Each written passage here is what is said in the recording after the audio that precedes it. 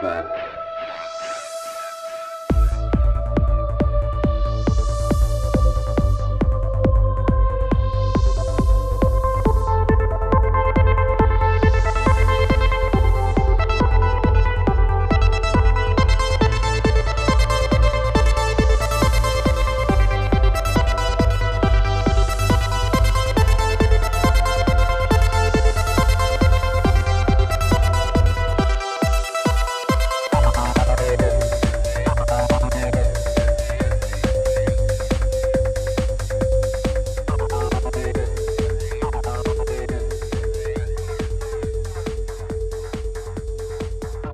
What's up? What's up? Another episode of Ripple Effect Podcast. Of course, I'm your host, Ricardo Rendes, also known as Ricky Rendes, and a great episode for you today. Get a notepad. You're going to learn a lot today. Today we have 3 PhDs. We have Dr. Alexander, Dr. Figueroa, and Dr. Jack. Dr. Jack has been on a bunch. His full name is Dr. James Lyons Wheeler. He's also been on the Union of the Unwanted, and he's the founder and creator of IPAK-EDU.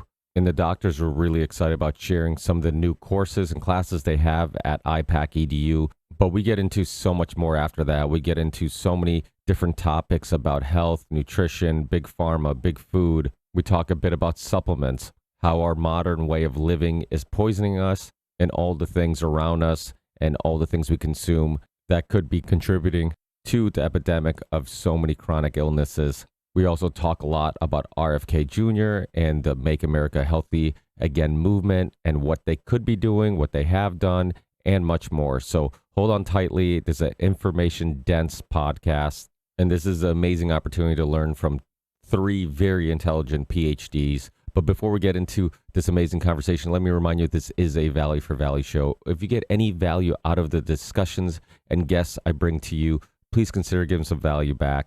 As many of you know, us podcasters contribute and sacrifice a lot of our personal time to book guests, edit these shows, record these intros, create thumbnails, put the information in the show description, and much more that goes into putting out an amazing podcast. So if you appreciate that, please consider giving some value back. It doesn't have to be financial. You can rate, review, subscribe to the show on all the many platforms we're on, and we're on tons of audio and video platforms.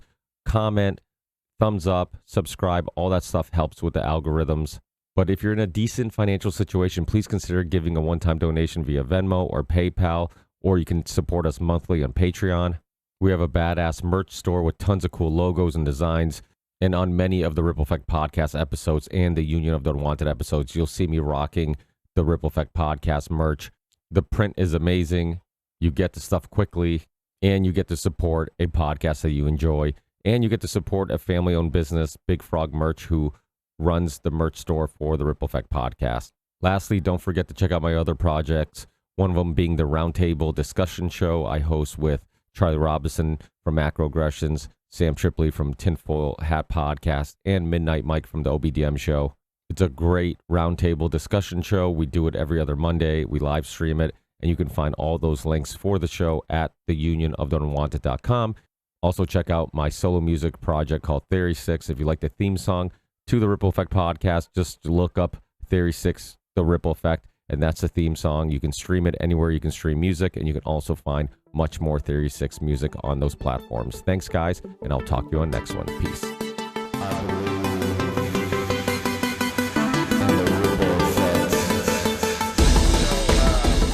Javier Figueroa. My origin story was I was bitten by a radioactive hamster, and then my background is in neurobiology and behavior. I graduated from the University of Washington from the School of Public Health with a background in toxicology and neurobiology. I did go on to do subsequent postdoctoral work in bioengineering, but opted to go into the private sector instead of pursuing an academic career, and have been now working in the field of biomedical devices using technology that focuses on magnetic fields to emulate the effect of drugs instead of actual drugs. Great, thank you. So I'm Victoria Alexander. You can call me Tori. I kind of dropped the Victoria and go by VN. I am a philosopher of science. I actually started out studying literature, and I was involved in Vladimir Nabokov's work, and he was a famous butterfly scientist who had a theory of insect mimicry. And I ended up studying evolutionary theory and went to the Santa Fe Institute Center for Complex System Science, and I did my dissertation work there.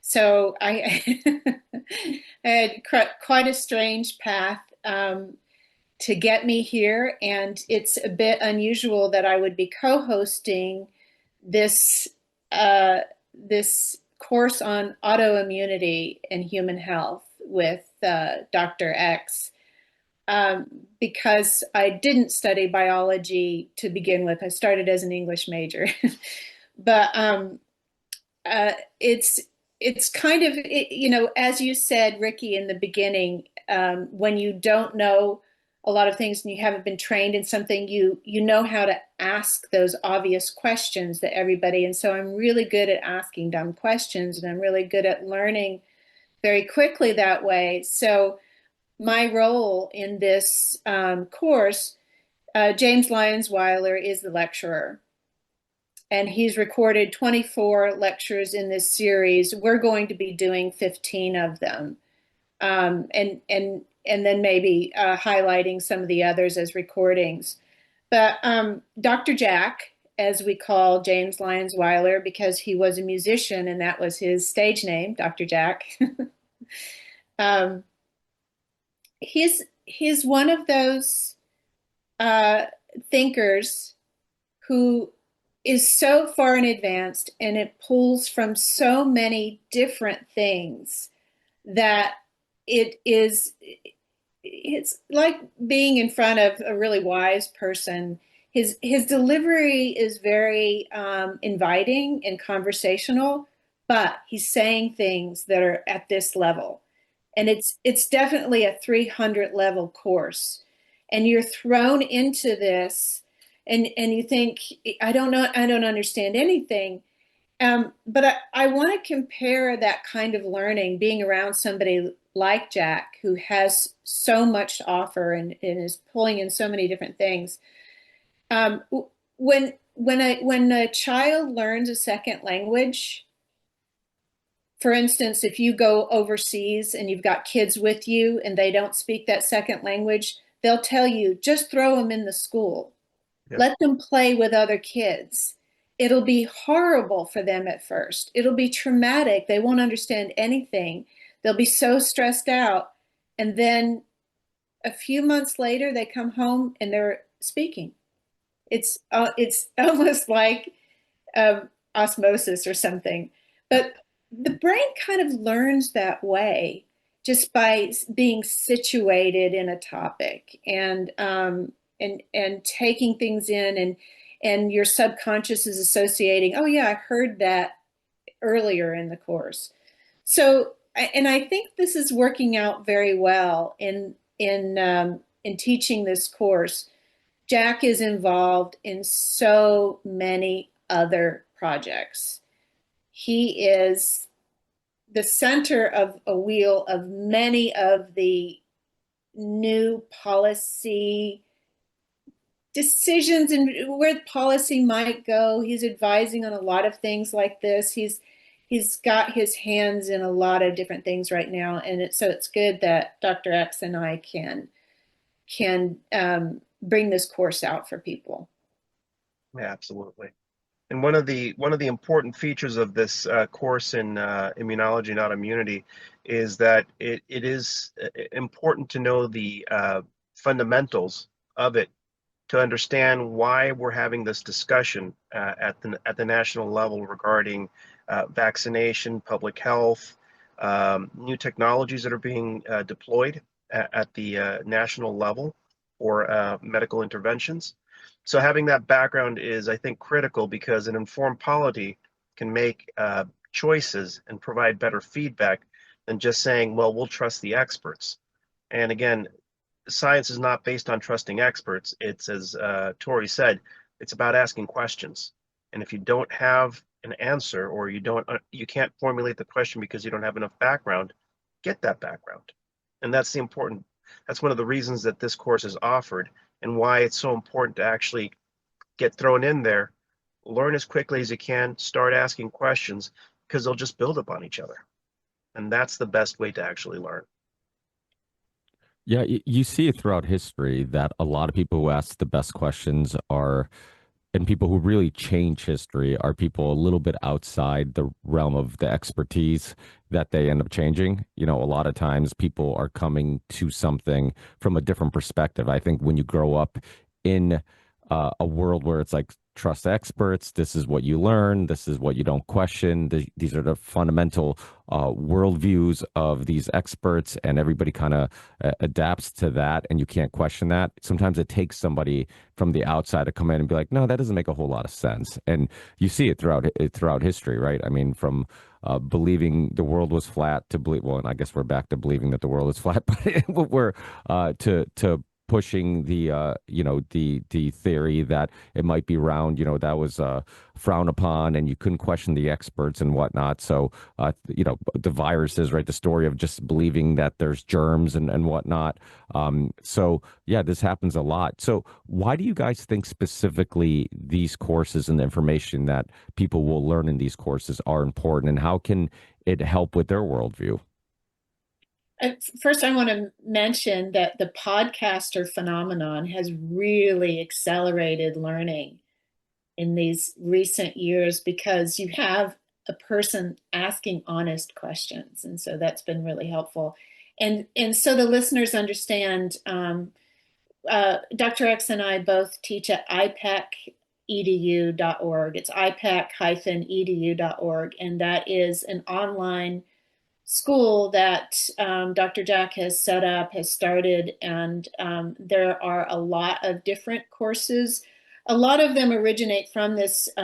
It started in 2021. A lot of the courses center around the problems we were facing with the lockdown and the vaccine rollout, and but there are a lot of courses on health, and there are a lot of courses also on issues relating to law, constitutional law. I taught a course in about investigating how AI and the transhuman movement is not a good, not based on a lot of good science. That the AI is not like human intelligence. It uses different kinds of mechanisms. So I taught a course on that. And Dr. X, you've taught. Oh, right. I've taught the immunology course. I've also taught the course on vaccines. That was, for me, getting prepped for that course was an absolute eye opener in terms of what has been hidden, what assumptions have been made, and the actual reality of what happened to some of the people that have been absolutely blackballed and reviled, that are actual heroes in this movement, because they took on a huge, and they still are paying for it, a huge professional hit to actually tell the truth and ask the questions that no one wanted to ask or had the wherewithal to ask. Yeah, I've had a lot of those people on. Dr. Wakefield, Dr. Brian Hooker, many of the people, Del Bigtree's been on a bunch in the past. And yeah, I mean, that is something optimistic about the trend of society is, and I think podcasting, not to kind of toot our own horn over here in our community, but we have helped. And a lot of it has been because people were just in many, I shouldn't say in all cases, but in many cases, there's a lot of just sincerely honest people who are just truth seeking, and maybe we get some things wrong, but you never feel like they're trying to mislead you. And Right. the news, the media have all kind of been exposed to have agendas, and they all have a reason why they're giving you some information and suppressing other information. And I think they've kind of lost, all credibility and trust from the public. So I do think podcasting has helped. I mean, that's one of the reasons why I got into it. I really got obsessed with listening to them because I'm like, oh, this is just casual conversation, people sharing ideas, challenging ideas, but it sounds organic. It sounds like real conversations where you put on a TV or you listen to any type of big organization that has a show. It always sounds like, I don't know if I trust this person, or there's, they sound like a car salesman, like they're trying to sell me something.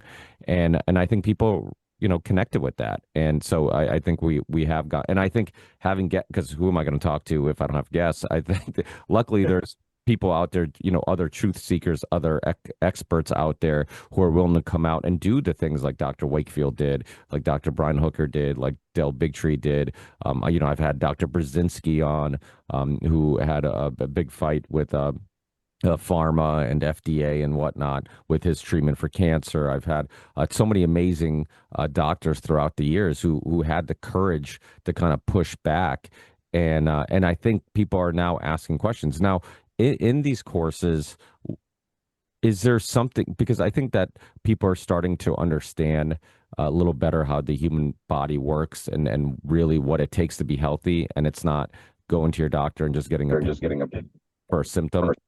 Oh, I'm hearing a little feedback, but I'm almost done, so I don't know where that came from. But what do you guys think are the most misunderstood things about health and just in regards to just trying to be a healthy human being? One of the, of course, nutrition and supplements are a big topic. So many people, when they're investigating how to uh, cure, not just relieve the symptoms, are looking into nutrition, and it is pretty crazy that medical doctors did not receive nutrition training, um, or much of it. Yeah. I'm a farmer and I have sheep, and when any of the sheep are ill, I talk to other farmers and they'll always say, "Oh, that's a calcium deficiency. Oh, she needs selenium for sure."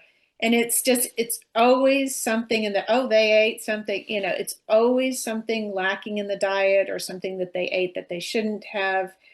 And there are other things too, but it's just sort of funny how farmers have kind of continue to preserve that tradition of understanding how important minerals are to health. And now that's coming back into the discussion. I noticed Pierre Corey was talking a lot about mineral health.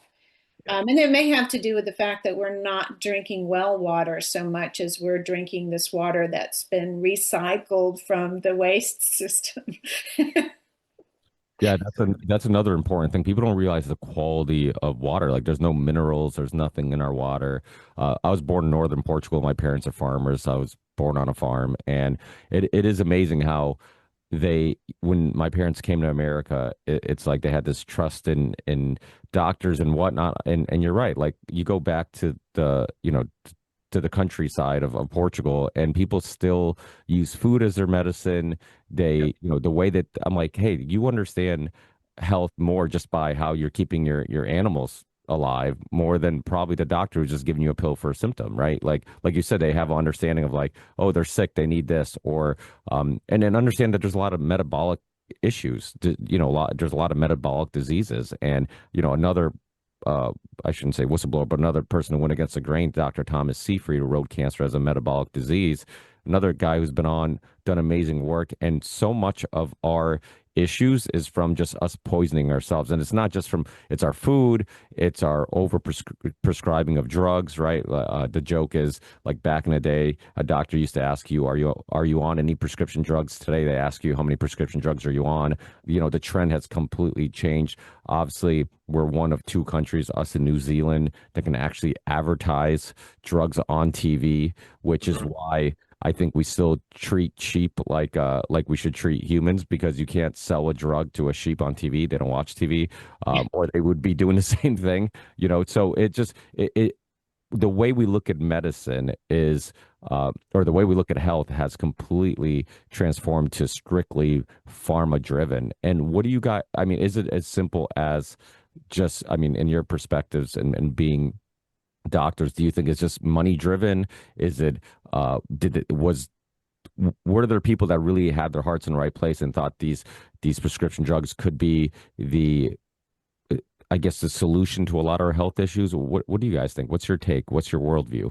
I'll just jump in and short and would briefly say that whereas the farmers would say, oh, that's a calcium deficiency, it's like the pharmaceutical industry says, oh, you have a deficiency in this petroleum byproduct synthetic molecule. You need more of that. Where in our evolutionary history did we acquire a need for some sort of synthetic byproduct? So, but only if it's synthetic can you get a patent on it, and there you go. Well, and one thing is that the system that was constructed from the 1940s moving forward, or even earlier, has really been about co-opting and basically taking control of institutions. And then once you have control of the institutions, you can start engineering the payment systems. So you've seen a lot of medical schools become exceptionally expensive. I mean, truly stupidly expensive in terms of the cost for training a medical doctor and limiting the number of doctors that can come into the field, basically putting a bottleneck. So you have a system that is engineered from the get-go where you put people on treadmills where they have to make money in order to pay off their debt. And the people that are actually selling you products are also controlling the money flows with the insurance companies on what they can cover, what they can't cover. And then you've got the federal government with all the rules that they have, and then the AMA, AAP, and all these other institutions that are basically sheepdogging and making sure that you don't think for yourself. You're going to follow the protocol, and that's all you're going to do. And that's why doctors like Wakefield, Brzezinski, all these other McCullough, Mary Tyler Bowden, all these other doctors out there that are actually having their own practices and prescribing for their patients and doing what is best by their patients get attacked, get their licenses, or their licenses are attempted to be pulled. So I think it's, you go in there with the best intentions. The system is now completely aligned to ensure that you're captured. And that is, you can talk about how the system gets people to do things without there necessarily being a conspiracy among the lower level people to enforce the system. The system is such that it's just going to automatically reinforce these behaviors. So, as you say, people go in with the best intentions. And if they're not, most people are not suspicious. They themselves would never commit fraud or intentionally harm anyone. And they assume that most other people are like that too. And so, yeah, so, but there is probably, I would guess some conspiracy at the top where people do realize that this is not not healthy for the public. But it is financially, it's lucrative for people to be sick and to have chronic illness.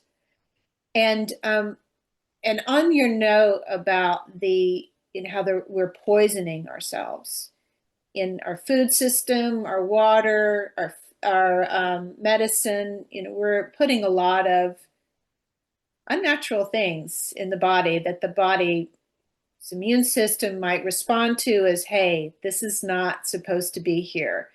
And then once the immune system is engaged, a lot of things can happen because the immune system learns, it's adaptive. And so it's hard to predict. And so we have a lot of chronic illness, and you hear a lot of people suddenly saying they have autoimmune conditions, or when did that start exactly? We just hear it so much more and more. And then we're also finding out that a lot of the diseases that we associated with maybe genetics, like cancer and so forth, or autism, might be related to autoimmune issues.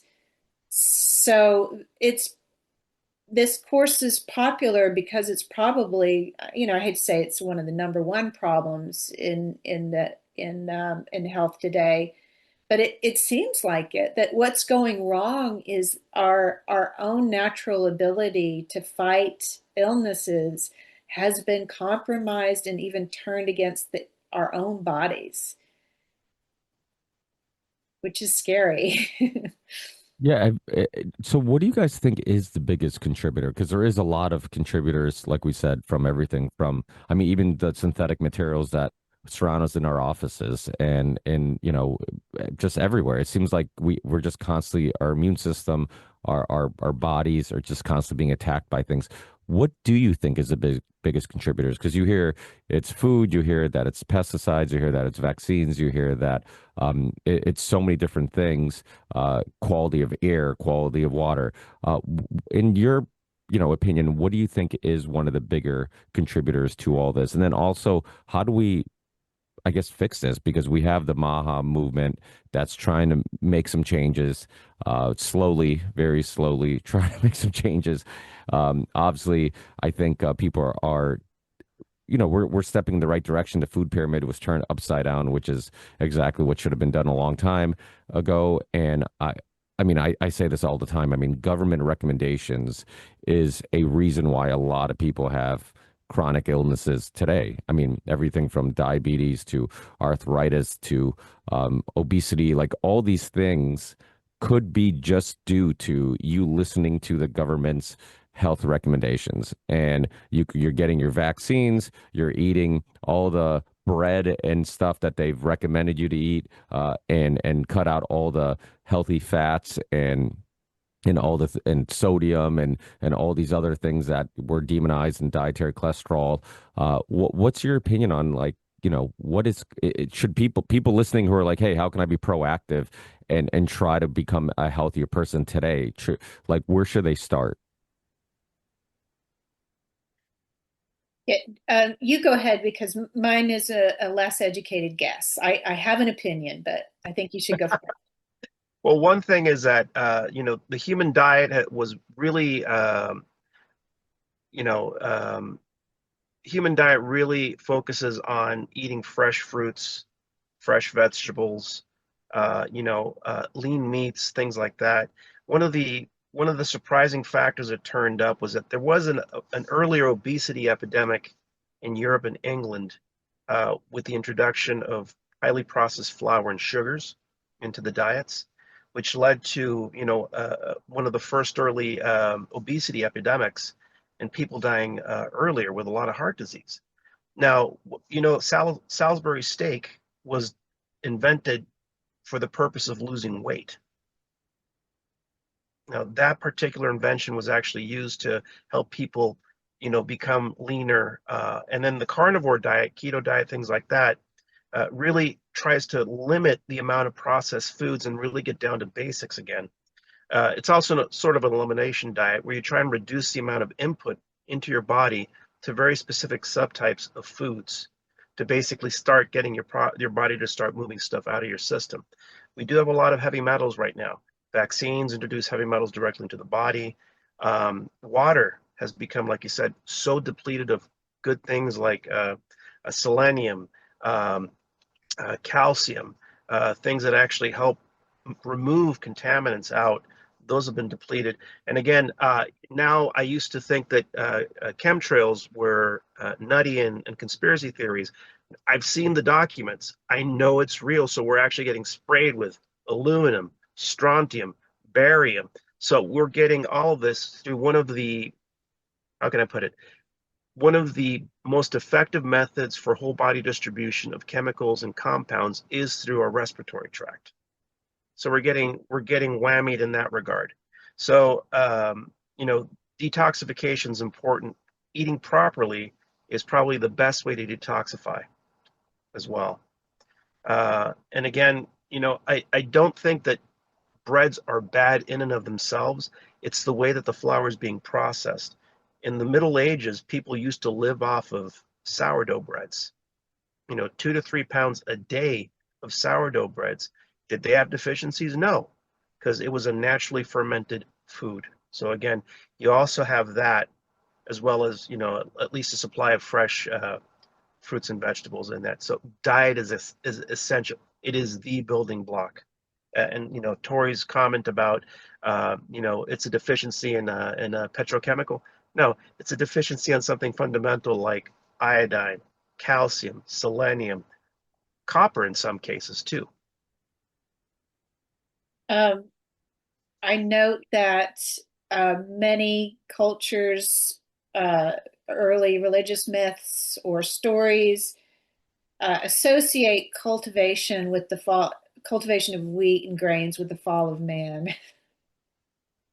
But that's also coordinates with civilization too. But yeah, maybe sourdough is better than yeast products, and I note that many of the new plant-based foods are yeast fermented fake foods, Right.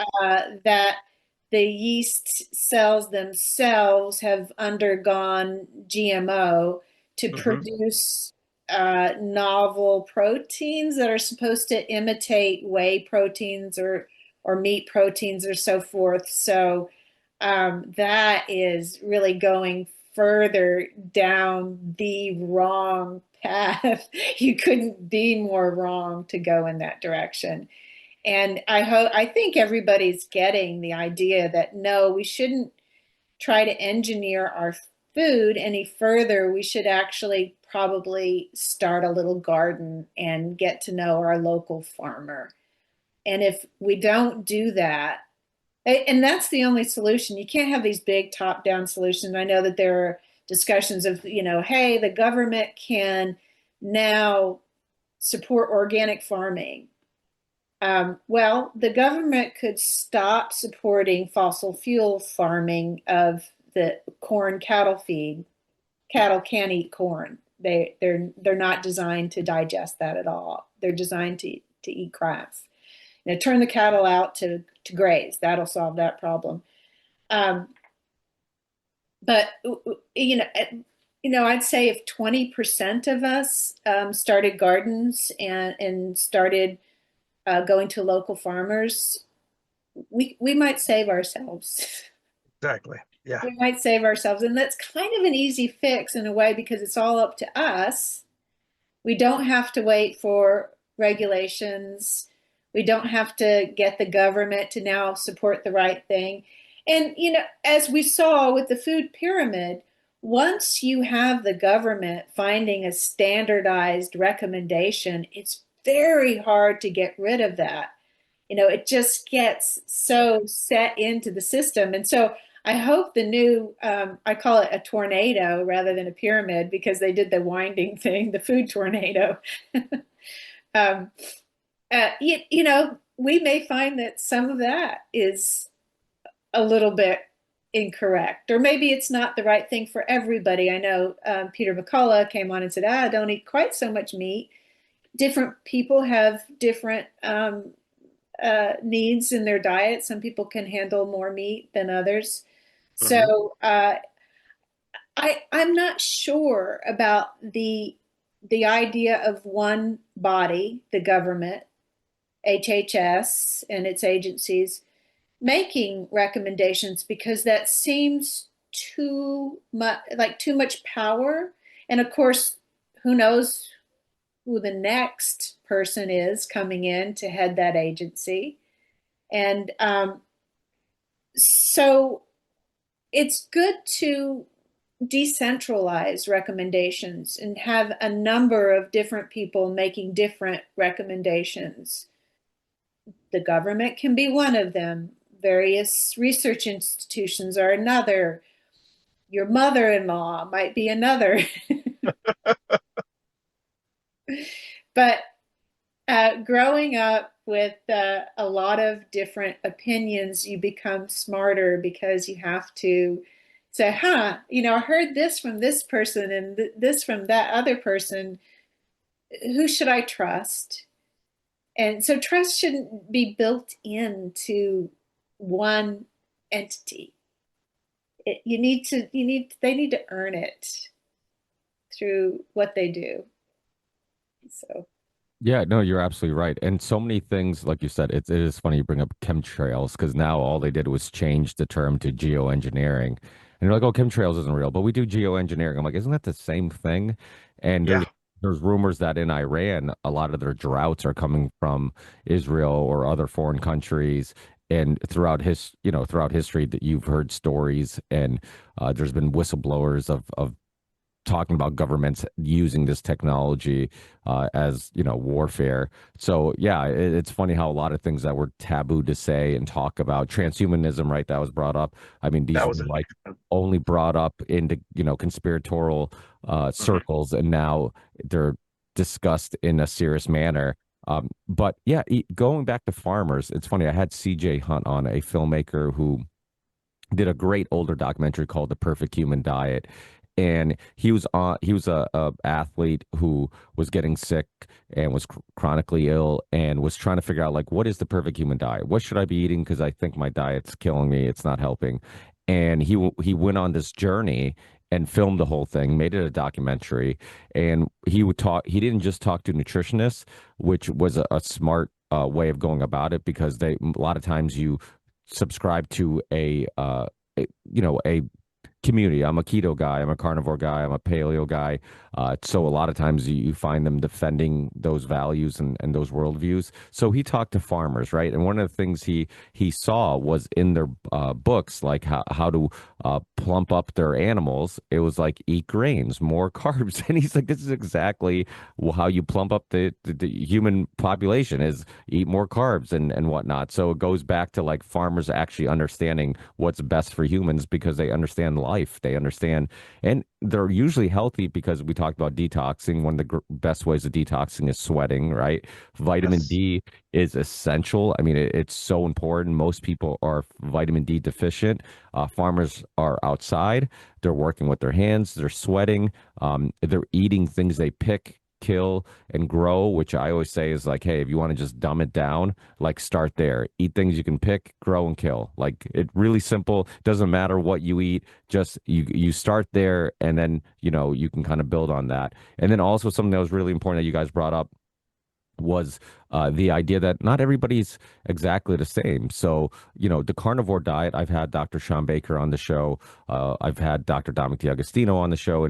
And like, that's something we talk a lot about is, it's almost, the benefits of it isn't that meat is this cure all food. It's more about what you're not eating, right? And it's like, you're not, whatever could potentially be harming you, you've eliminated. And then you can kind of start adding things and figure out, like, okay, what does my body react well to? What doesn't it react well to? And then we've also, with antibiotics and whatnot, I mean, the animals get most of the antibiotics, but like with human consumption of antibiotics, like, now we're realizing, like, oh, our gut and, our gut health is really important. And drinking and eating fermented stuff and all these type of things. So it's like, and I always say it's not like we're discovering new information, we're rediscovering suppressed information. That's kind of the way I look at it. Because if you go back throughout history, it's like, if we eat like our ancestors, we'll be healthier than eating like a modern human today. I hope that we have learned some things that we can hang on to and use, and that we haven't completely devolved in our in our knowledge of what could keep us healthy. I want to point out too that I don't want to knock medicines altogether. Dr. Jack was talking about a synthetic form of B1 that is fat soluble rather than water soluble, and which might really be helpful with people who are suffering from exhaustion after stroke, for instance. And so that's something to look into. So, and also ivermectin is a synthetic molecule based on an enzyme produced by soil bacteria.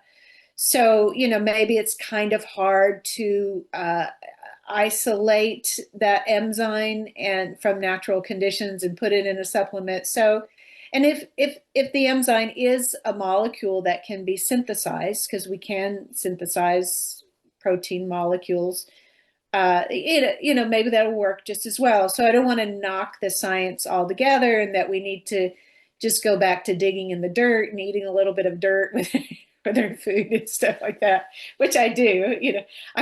By the way, talking about old farmers, I have this old cookbook from the 1800s, and you have farmers talking about how they ferment foods. And some of the instructions are Don't wash off the leaves that much unless it's really dirty. Don't wash it unless you see dirt all over it or something. So those are some of the things in the recipe for how to make good fermented foods. Um, So synthetic stuff, that's actually something I'm glad you brought that up because that's something that, I take quite a bit of supplements. I'll take, milk thistle for liver. I'll take multivitamins. I take pre-workouts when I go to the gym. I take creatine. That's something I'm always kind of curious on is like a lot of supplement companies will use synthetic vitamins. And I mean, there are some out there that will use a natural source of vitamins or even natural caffeine, from tea or a coffee bean compared to synthetic caffeine. What's your opinions on that? Is it like person to person? Like with some people might be able to not have any negative effects on it, or would you, if you have the option, would you recommend looking for supplements that use natural source vitamins for vitamins? What's your guys' thoughts on that? Well, from just a manufacturing perspective, and also, you know, natural is always used as a PR and marketing strategy now. One of the things you really have to be careful with is how clean is the source. I've seen synthetic products that are exceptionally clean. That is, they really went the extra mile to ensure that there was no heavy metal contaminants, no no other hydrocarbons or volatile organics in there that could disrupt it.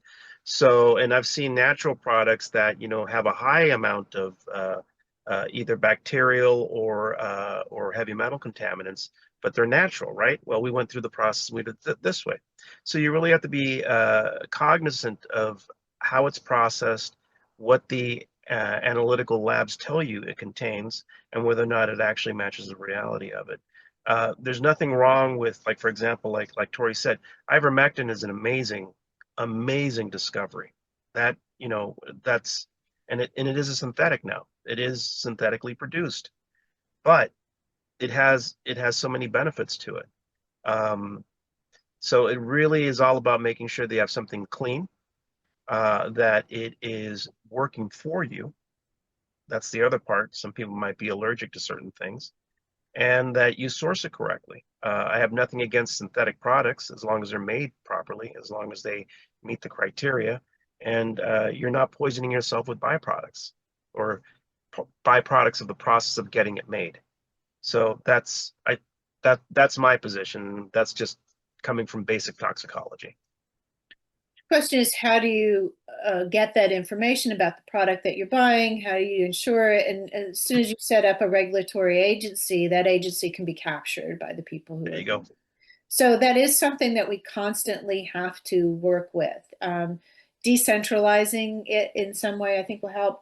I want to go back to the question earlier, my opinion of what is the main thing that's causing a lot of problems. And I want to say, first of all, that it's never one single, well, and should never say never. Not, it's usually not one single thing that is causing autoimmune conditions and chronic illness.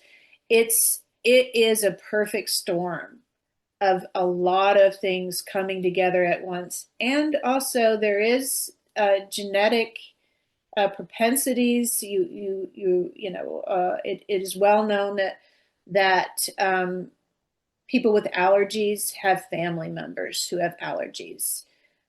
So there is a genetic component to, perhaps in the case of autism, not being able to detoxify as efficiently as other people. But that's not to say that genes are the cause, um, because you also have to be exposed to the toxins or whatever it is to then reveal that genetic propensity. So we need to be careful when we're talking about causes of things that it's often a synergistic effect of all these different things coming together. But I have I am particularly interested in the role of metals in autoimmune. It seems like the more and more I read and understand, metals seem to be coming up. And maybe that's because my son had a titanium implant, spine implant in 2022. and immediately developed a nickel allergy. And come to find out, and this causes a whole range of other symptoms, including brain fog and tendency to get sick more easily. So the immune system is in some way um, not working quite as well. It's stressed a bit, and so come to find out that there's no such thing as pure titanium. It's always an alloy. Even if the manufacturer claimed to have absolutely pure titanium and it's not an alloy at all, in the mining process, you can't possibly get rid of all these things. And so in addition to, so the body, it seems, responds very unfavorably to metals that aren't usually in the bloodstream, aren't usually, um, um, aluminum ions, nickel ions aren't usually in the bloodstream. Um, Probably they don't get through the digestive system. I don't know. Cobalt, when it is in the bloodstream, can cause psychosis and aggressive behavior. There are cases of that. So this is a whole uncharted territory that we haven't even gotten into yet. And of course, with vaccines, there's aluminum in a lot of the vaccines, and they're injecting that right into the body. And the first defense of the immune system is your skin, your barrier, your mucosal layer. There's all these physical systems to keep things out. And with puncturing and inserting something right into the bloodstream, that is crazy, frankly. We shouldn't be injecting things. If you need some sort of medication or you want to get something inside, maybe there are other ways to go in through the nasal passages or something like that. I know that there's research in different kinds of vaccines that maybe go that way. I know that in ancient times in Turkey and Egypt, they had a polio vaccine that was nasal. So they would scrape off, um, I'm not sure what, maybe a phlegm or something like that, and put it in pipes and blow it into people's noses. So, um, we've always kind of known that that's the safer way to go into the body. But I think that if I were going to point to one thing behind a lot of the autoimmune conditions, I think it's metal in combination with this other, bad diet and a stressed immune system and things like that. Yeah, it's funny because I sometimes have the conversation about like what's hereditary, right? Is it nature versus nurture? And I'm like, well, if you're a lot of times you see fit kids, you see fit parents, you see fat kids, you see fat parents.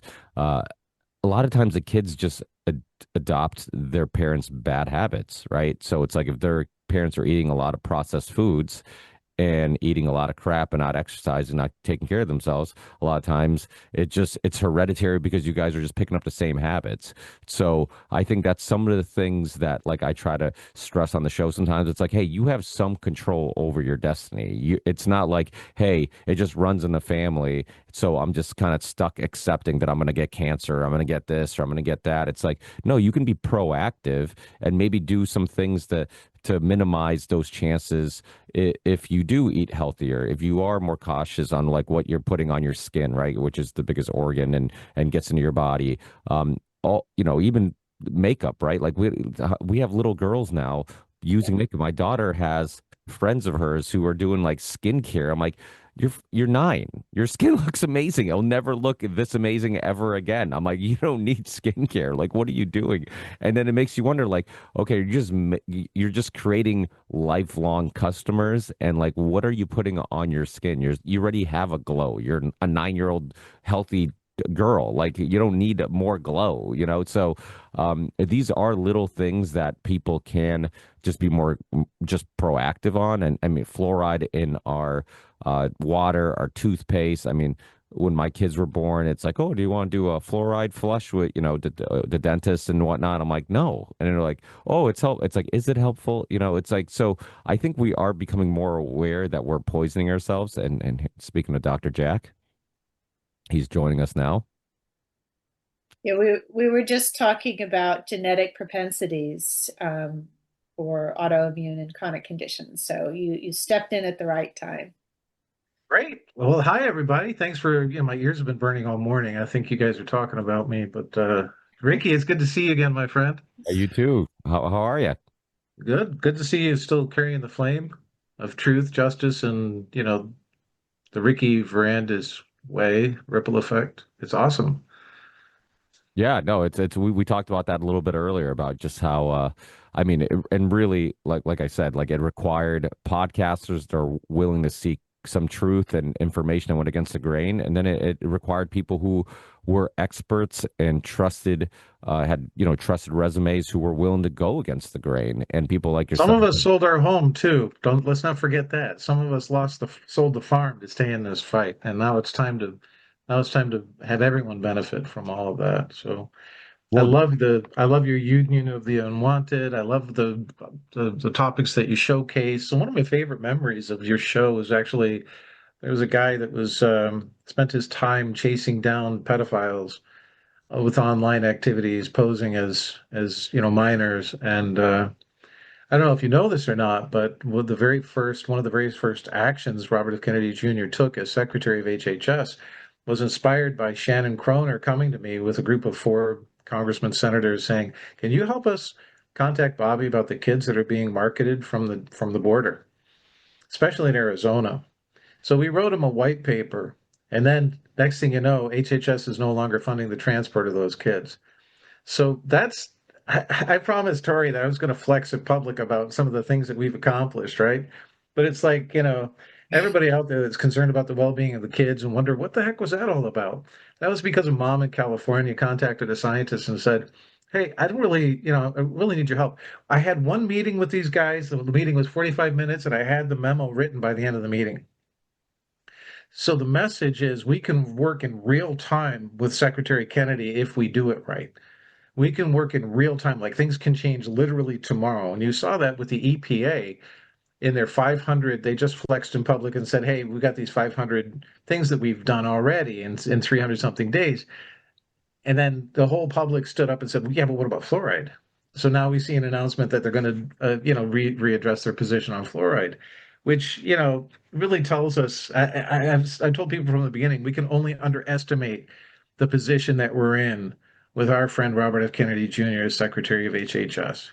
It's not the same thing as believing in government. It's not the same thing as putting your faith and trust in institutions at all, because he's up there, still targeted by the CIA. He's still being like the Rolling Stone article that just came out. I sent him my bit from Popular Rationalism on it, where I'm basically making the case that Robert F. Kennedy Jr., Secretary Kennedy, is cooler than Rolling Stone. And because they did this hit piece on him, and he texts me back 2 articles from long ago. I think it was 2021, published in the Children's Health, the Defender, showing how the CIA was running liberal media, including Rolling Stone. So like he's still reeling in this like pressure chamber. I got to be careful of my analogies, of course, but yeah, he's still they're really trying to drag him down, and he just keeps going. It's amazing. So everything that you hope for that could be happening with respect to referrals to the Attorney General's office for prosecution of people that did bad things during COVID. I was told by the acting attorney general, former acting attorney general, um, that yeah, they're happening. It's happening. So, and we just saw, of course, Children's Health Defense suing AAP. I mean, my mind's exploding. You can't keep up with it. There's like 4 or 5 huge things a day now, and it's just amazing. So. And I think that some people in our movement and our friends are critical that he's not doing enough or he's not doing this, and other people are saying, don't criticize him so much. I think he's probably fine with the criticism. If we don't keep saying what we want, then it looks like we're just going to go to sleep, like so many tribal people do when their leader gets in there, they just go to sleep. But we're not. We're still saying, yeah, that's nice and everything, but we want this and we want more. And I think that's perfectly fine to continue to If do you that. ever thought that Bobby Kennedy, the person, the man, needed your help before he got into office, and you think he doesn't need your help now, including rational criticism? And let's emphasize the difference between rational criticism and criticism, right? Like, okay, ban the shots. Message received before he was in office. I mean, okay, so what are you doing out there saying it 1,000, 10,000 times? It doesn't really help to do that. Now, find a pathway legislatively or through regulation in government that Bobby can then chart and then do something about that. That's helping him. Mm. Find a way to do it. And I tried to do that when I saw these criticisms. I'm not defending Kennedy. I published what I published about how to get that done, literally to show them what needed to be done to do that. And they think it's a flick of the wrist signature. Fine, you know what? So we could do that. We could just do a flick of the wrist signature. And guess what the next guy that comes into office has to do to put him back? A flick of the wrist signature. But if you actually say that the evidence on science has to be as high as the regulation says it is, and we hold them to the actual standard, then they have to undo that standard later on. That's a much tougher thing for them to do to take the vaccines, to the mRNA vaccines off. So there's reasons for the pace. It's an uncomfortable pace because people are getting injured and hurt and killed. It's more than uncomfortable. It's atrocious, but it's a necessary thing to do it right. If he listen, if you're going to unwrap a stinking onion, you know, you want to take it apart a layer at a time and document everything. So And the other critical part to your point is that this is a system that's been around for 30, 40 years. So there's, like you said, layer upon layer that needs to be addressed in order to make it stick. You're absolutely right. yeah, I've eaten, drank, slept policy, and law and regulation now, from the time that Bobby was nominated until he was approved by the Senate. I wrote like 26 white papers. So, but anyway, the autoimmunity question, the genetics of autoimmunity. Let's pick up on that thread. I'm sure there are people that were sitting on the edge of their seat. Go ahead. I want to say we're an hour into this, and I didn't stress that the course is offered on Wednesday nights at 7 p.m. Eastern Standard Time. I should have said that right off the bat. Maybe you can put something in the show notes for that with a link to how to register. We've Yeah, had when you sign up, you'll get access to the past couple episodes, the past couple of class meetings, so you can catch up with everybody. And you have the opportunity to sit around like this and talk about the issues. And I think that's the way you really learn, is being able to talk about it with other people. Somehow it just doesn't sit in if you just listen and you're passive. Yeah, so in teaching the course autoimmunity, there's a lot of things that I learned. It was amazing to me that the neurodegenerative diseases have a huge autoimmune component. I already knew asthma is part autoimmunity, but American doctors say that it's not autoimmune. They will fight to the death. Whereas European doctors are like, get out of here. There's autoimmune, there's allergic asthma and there's autoimmune asthma. What are you talking about? The fact is that our doctors don't have any clinical plan or pathway to deal with autoimmunity and asthma. So they just deal superficially with the symptoms and send you packing. And kids die as a result. That's the sad part. So, there are ways to shut down the immune reaction so it doesn't overreact. And yeah, I loved putting those lectures together. I learned so much. I learned that different populations have different it's called HLA genotypes. We're talking about genetics of autoimmunity. These HLA genotypes, actually, you can draw the family history of humanity, if you will, until the recent admixtures.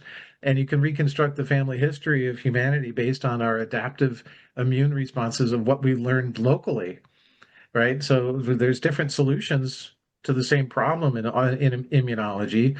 It's the same thing with autoimmunity. There's propensity for autoimmunity of different kinds, in different populations. And so, you have to, if you're going to run a clinic and you're going to be a doctor and say, well, I'm an immunologist, I'm going to take care of you, you have to be aware of all of this. If you're an individual and something works for this person, it might not work for you. There might be a genetic reason for that.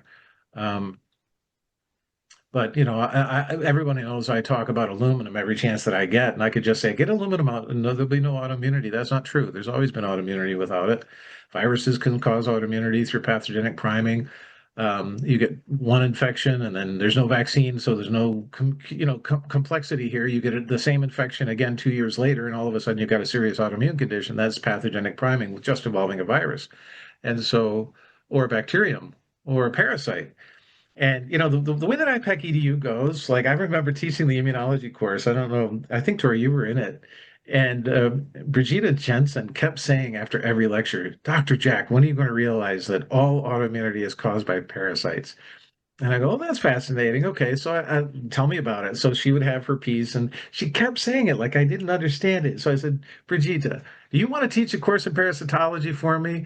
And I said, no, wait, ask the wrong question. I said, who here would take a course in parasitology from Brigitte? And all these hands went up. It's like, okay, you've just been conscripted, teach a course in parasitology, but the foreign proteins that we think are okay to inject in you with a vaccine are sitting there in the virus in nature or in the bacterium. And some of these organisms are very closely related. Anything that's a macro parasite that you can see with your eyes is basically your second cousin compared to a virus or a bacterium. That's how closely related they are to you on the evolutionary tree. And so you end up getting far more risk of homology, molecular mimicry, and pathogenic priming from parasites. So yeah, like I joke with Gracie when we go out for sushi, go out for dinner. What do you want? Sushi. I feel like I'm a little bit low on my parasite load, uh, you know, but And her that lecture that Brigitte did on autoimmunity is part of this series, so students will be able to hear that lecture. And there's something really nice about her being so adamant, parasites, parasites, parasites. When you're a researcher and you're interested in something, you obsess over that one thing to the exclusion of other things sometimes, but that makes you able to really hone in and recognize what's going on. And so having that tunnel vision about something is helpful, and you do uncover what other people won't uncover.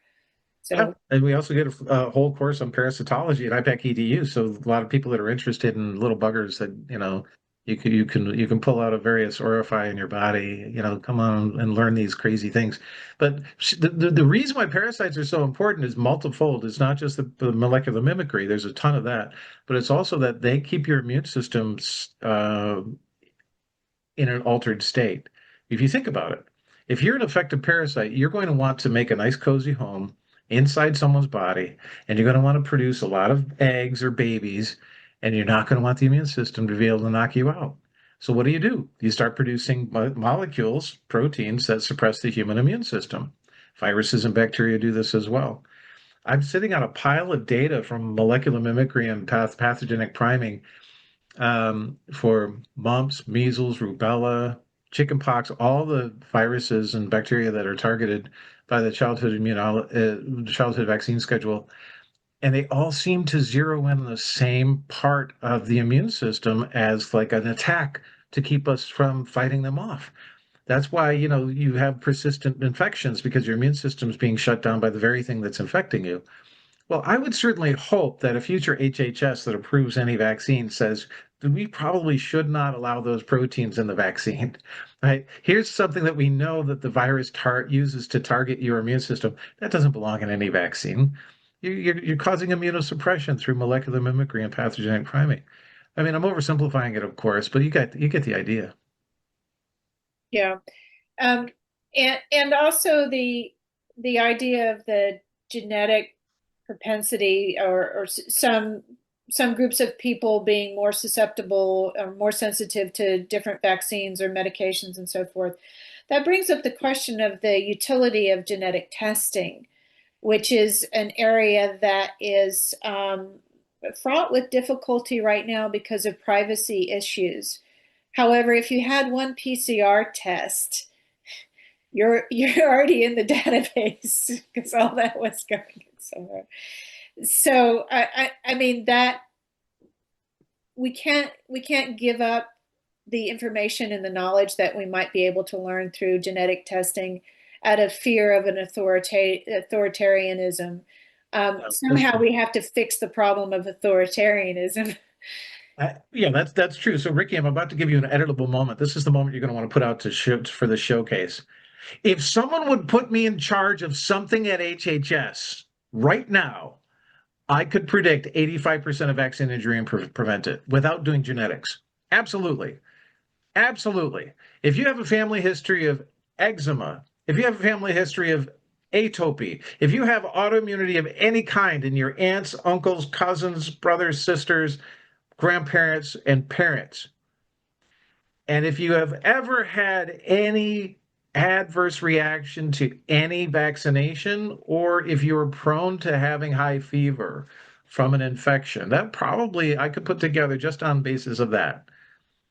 And some aspects of your medical record without any genetic test, probably 85% of vaccine injury.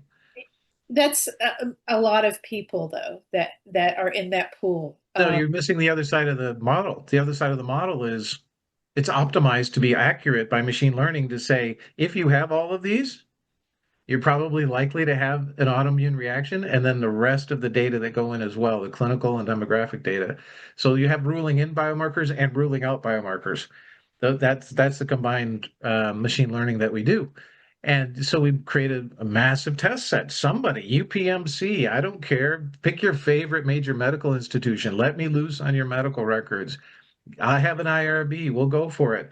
We'll get funding from HHS together, or put me in charge of something at HHS. Put me in charge of something, and we can stop vaccine injury in its tracks. And if you flip that and automatically realize if we reduce vaccine injury itself by 85%, this vaccine is contraindicated for you. This vaccine is contraindicated for you. I've just become the best friend of these vaccinologists. I've just saved the vaccine industry. Think about it, right? And so they might not want to do it because of Tori's point. They're afraid that there's so many people. But unless you know that you've optimized the model to not have false positives, then you have that problem. So, Ricky, what's on your mind?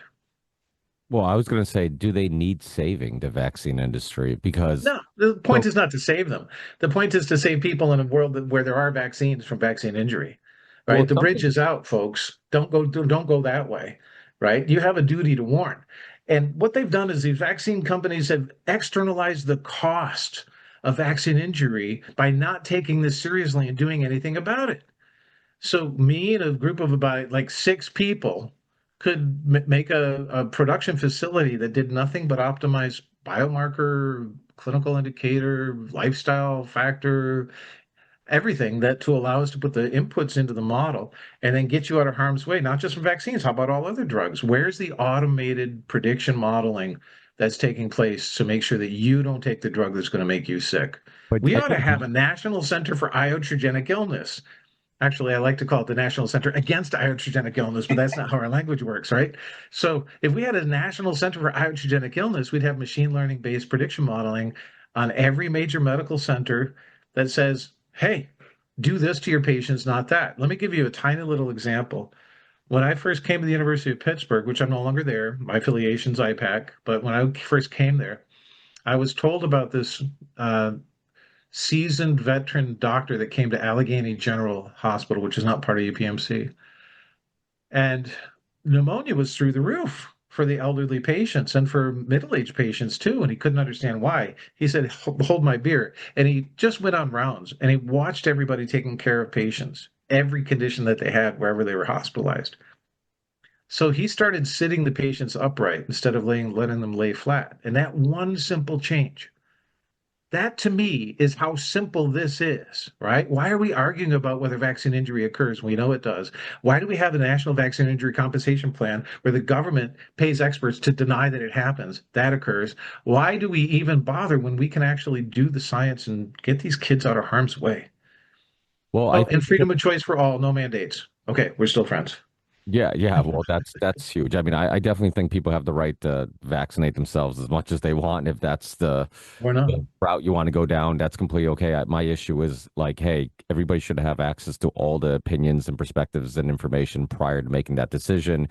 Instead, they're suppressing other opinions and perspectives. So and then you think the educated perspective and opinion is I should get vaccinated because all the experts and everybody that seems credible is telling me I should, right? So they're not seeing the experts that are saying saying not to, right? They don't know the story of Dr. Paul Thomas and, who's also been on, and, how they did a full study with vaccinated, unvaccinated kids, partially vaccinated, staggered vaccine schedule, and consistently, the more vaccines you got, the more likely you were to be unhealthy. They don't want that. I don't think their intentions are to do actual safety studies on Of course not. vaccines. Of I course think not. it's about, it's about profit and money, and it's about Yeah. keeping the no liability standard that they have, where so they can keep adding more vaccines to the schedule consistently, which is basically just taking money out of taxpayers, because once it's on the recommended CDC schedule, all of a sudden, the government's paying for it, and they're, printing money. And then the VAR system, which is kind of a joke of a system, because was it John Hopkins or whoever it was, or Harvard, did the study where it's like less than 1% of adverse reactions are even being inputted in the system. I mean, it's just the whole system's broken. And this is where I think, Kennedy deserves a little bit of sympathy, because when you have a system like this that is literally just corruption after corruption, layers of corruption, and people in the system and who built the system, create a system, manipulate the system for their own interests. It's like you can't just go in there and change everything overnight. And there is a lot to do. And it's going to take, unfortunately, I think, some time to actually make some serious changes. But we are seeing, was it Florida was recently removed any mandates for public schools, right? Vaccine mandates. I live in Massachusetts. We've had religious exemptions. We've used religious exemptions for my kids. I'm very outspoken about my kids not being vaccinated, not because I'm bragging or I want to be a jerk or make anybody feel bad, but mostly because I think a lot of parents are told by their pediatrician, if you don't vaccinate your kids, you're putting them at risk. So seeing healthy, thriving kids like mine, who are, great star athletes, play multiple sports, they do amazing in school, all these, cognitive ability, physical ability. They're just doing amazing, and they never once got a vaccine. Hopefully, gives a little bit of, I guess, confidence that if you don't vaccinate your kids, they're going to be okay. Yeah, sure. I can't disagree with 99% of that. There is 1% I have to disagree with, and that's at the beginning where you said that you think anybody who wants to get any vaccine can go ahead and do that. If you're doing biomarker prediction modeling, that's worth doing. You're actually saying no. So a mother, imagine the scenario where a mother brings or a father brings, a parent brings kids in to a well child visit, and the nurse practitioner types in the information for the first kid, and then they've got the vaccines lined up, but then a big red hand comes up and says, no, not this vaccine for this kid. The next kid, yeah, it's fine. There's no prediction model that says that it's not, but it's been run. That means that it's contraindicated, and there's no enforcement of contraindications for vaccines. That's a big gaping hole, both in the practice of medicine, and it's not just about informed consent. It's about exercising the information that we know about contraindications. So if the goal is to prevent vaccine injury, you're not saying you have to get anything. You're not saying, but you are saying to some people, this is not for you. So ironically, it becomes a more sane, civilized discussion where the doctors can calm down. There's no longer any quotas per practice. They're not pressured to do anything other than execute good medicine, and they can freely talk about adverse events. They're free from the machine to actually acknowledge vaccine injury. What comes next, then, since they're talking about it, is the science that we need to be able to mitigate and treat and reverse vaccine injury when it does occur. That's not happening either. It takes independent scientists to do that, and a lot of it's autoimmunity. So there are some big overarching things I'd like to see change that will affect autoimmunity. We should not have aluminum in any vaccine at all. Aluminum hydroxide is used to reliably and routinely induce autoimmunity in mice and rats for the sake of inducing lupus, rheumatoid arthritis, asthma, all these conditions, eczema, atopy, so that they can perfect drugs to treat those conditions when they happen in humans. And yet they can't find the keys to the factory when it comes to aluminum hydroxide and the link between aluminum hydroxide and autoimmunity in humans. And yet it's proven in animals. Well, animals aren't humans, but humans are animals, right? So let's get real here. So if there's one change that I would make right now, it would be that one. A second change that I would make is that all the proteins that are in a vaccine that actually match human proteins in a way that could induce autoreactogenicity, that is, they could cause autoimmunity, they ought to be banned from all vaccines.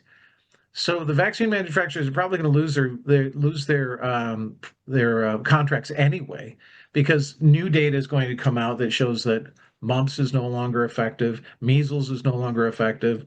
Everybody knows Tdap doesn't stop pertussis, DTaP. Any vaccine that we learned from COVID is any vaccine that doesn't stop transmission, the public really doesn't want. They don't want it. And when they learn that the pertussis vaccine, the mumps vaccine, there's a couple of others that don't, and measles has a huge failure rate, and also asymptomatic transmission is real for measles because people are vaccinated and they get infected and transmit it anyway. Then there's going to be lost, like Merck is probably going to lose their contract for the MMR. I would expect within the next year or two. Gone. Like they don't have a contract anymore. Other vaccines then come have to backfill that. Well, what are they going to try? They're going to try the LNP mRNAs, right? So that freaks everybody out. So what are we going to do? Talk to Dr. Jack, take the aluminum out, take out the unsafe epitopes, have multi-epitope immunity, or better yet, have something that allows you to have an infection and get through it safely. Tori, what's up? At the beginning of the show, we were talking about the system that is reinforcing all this bad behavior in vaccine science and science generally. And I just want to say that even though it feels uncomfortable, maybe sort of defending the vaccine industry or helping them make better products or helping them advise patients better with more information, that is a way to change the system from within by taking apart pieces, this bad science that's led doctors not to look at what is contraindicated for a particular patient. I did notice that back in the 1960s, doctors said in newspapers, if you've gotten a rash or you have a rash, you're not a candidate for a vaccine. They would say that, and that changed. We lost that information. And importantly, that change was not based on any new science. That's what ASIP is figuring out. The new ASIP is figuring out that there are decisions that have been made that have affected hundreds of millions of people that were not based on any science. And that is scary. That's why I got in this in the first place. When I looked at the studies that the CDC was publishing, when I looked at this and they said this is solid science, I'm like, no, we're flying blind. We know nothing about the childhood vaccine safety, the safety of the childhood schedule. So it scared me. I literally felt I thought about Ben and Zach. I thought about the floor falling out from underneath me. Like how in the world are we allowing them to do this? And I dedicated the rest of my life to making sure that this changed. Go ahead, Tori. No, that was just this is how we address these systemic problems. I mean, we would like to just come in because we know that vaccines carry a risk for a great number of the population. So why not just get rid of all of them and let everybody go through the illness, and maybe that's healthier. But there may be situations with, for example, a young woman who never had chicken pox, and she's thinking about getting pregnant. It would be dangerous to get chickenpox while you're pregnant. So maybe there are cases where people might want to get a vaccine, and you'd want to know whether or not you're contraindicated for that particular vaccine. So, and certainly the thing that you're recommending with this machine learning that would automatically discover who shouldn't be taking what kind of medication, that's certainly better than the data sheets that come with the vaccines in the micro font that you're overwhelmed with that information. Does that apply to me? I don't know. What do you think, doctor? Yeah, we should not be spending our time with that. That's not our responsibility. We need to hold vaccine manufacturers, we need to hold pediatricians, we need to hold the American Academy of Pediatrics, we need to hold the AMA accountable to do their jobs. It's not the parents' job to become vaccinologists so that they can navigate safely in this world.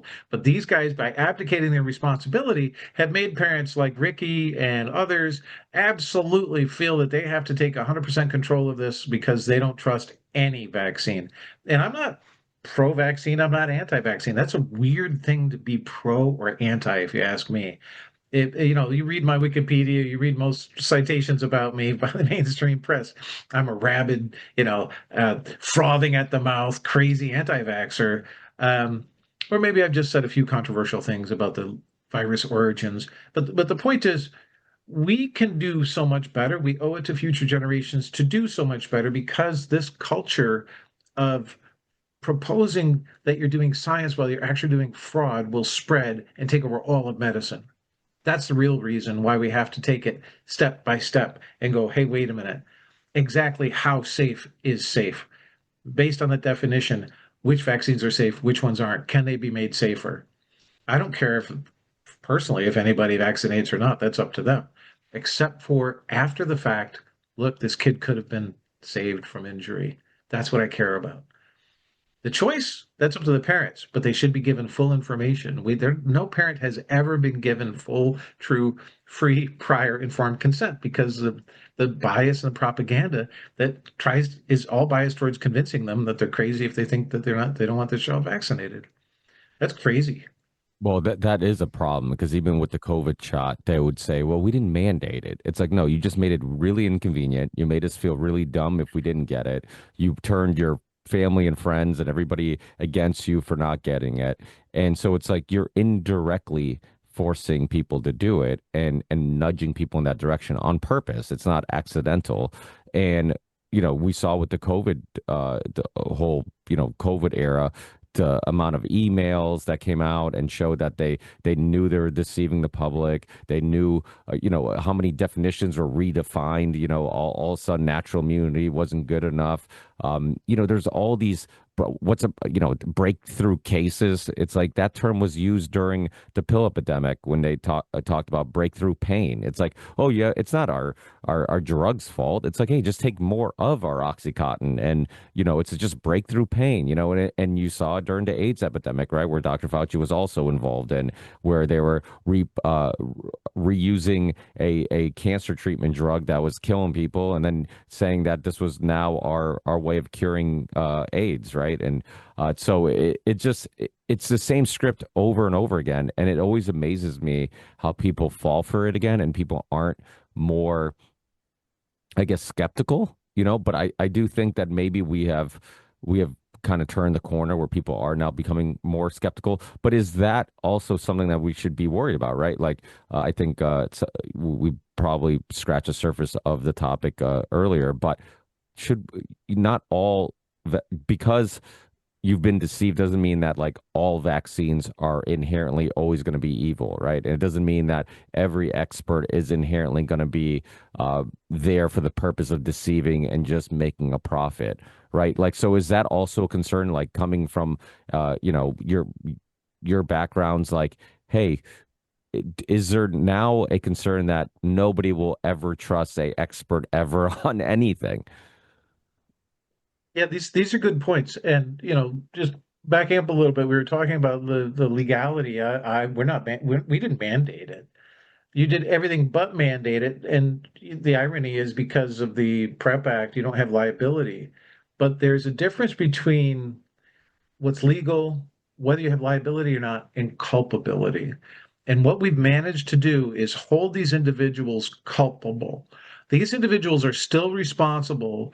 And look at what's happened with the lawsuits. There's a woman that sued Blue Cross Blue Shield in Michigan, and she's walking away with millions of dollars because they fired her for not vaccinating.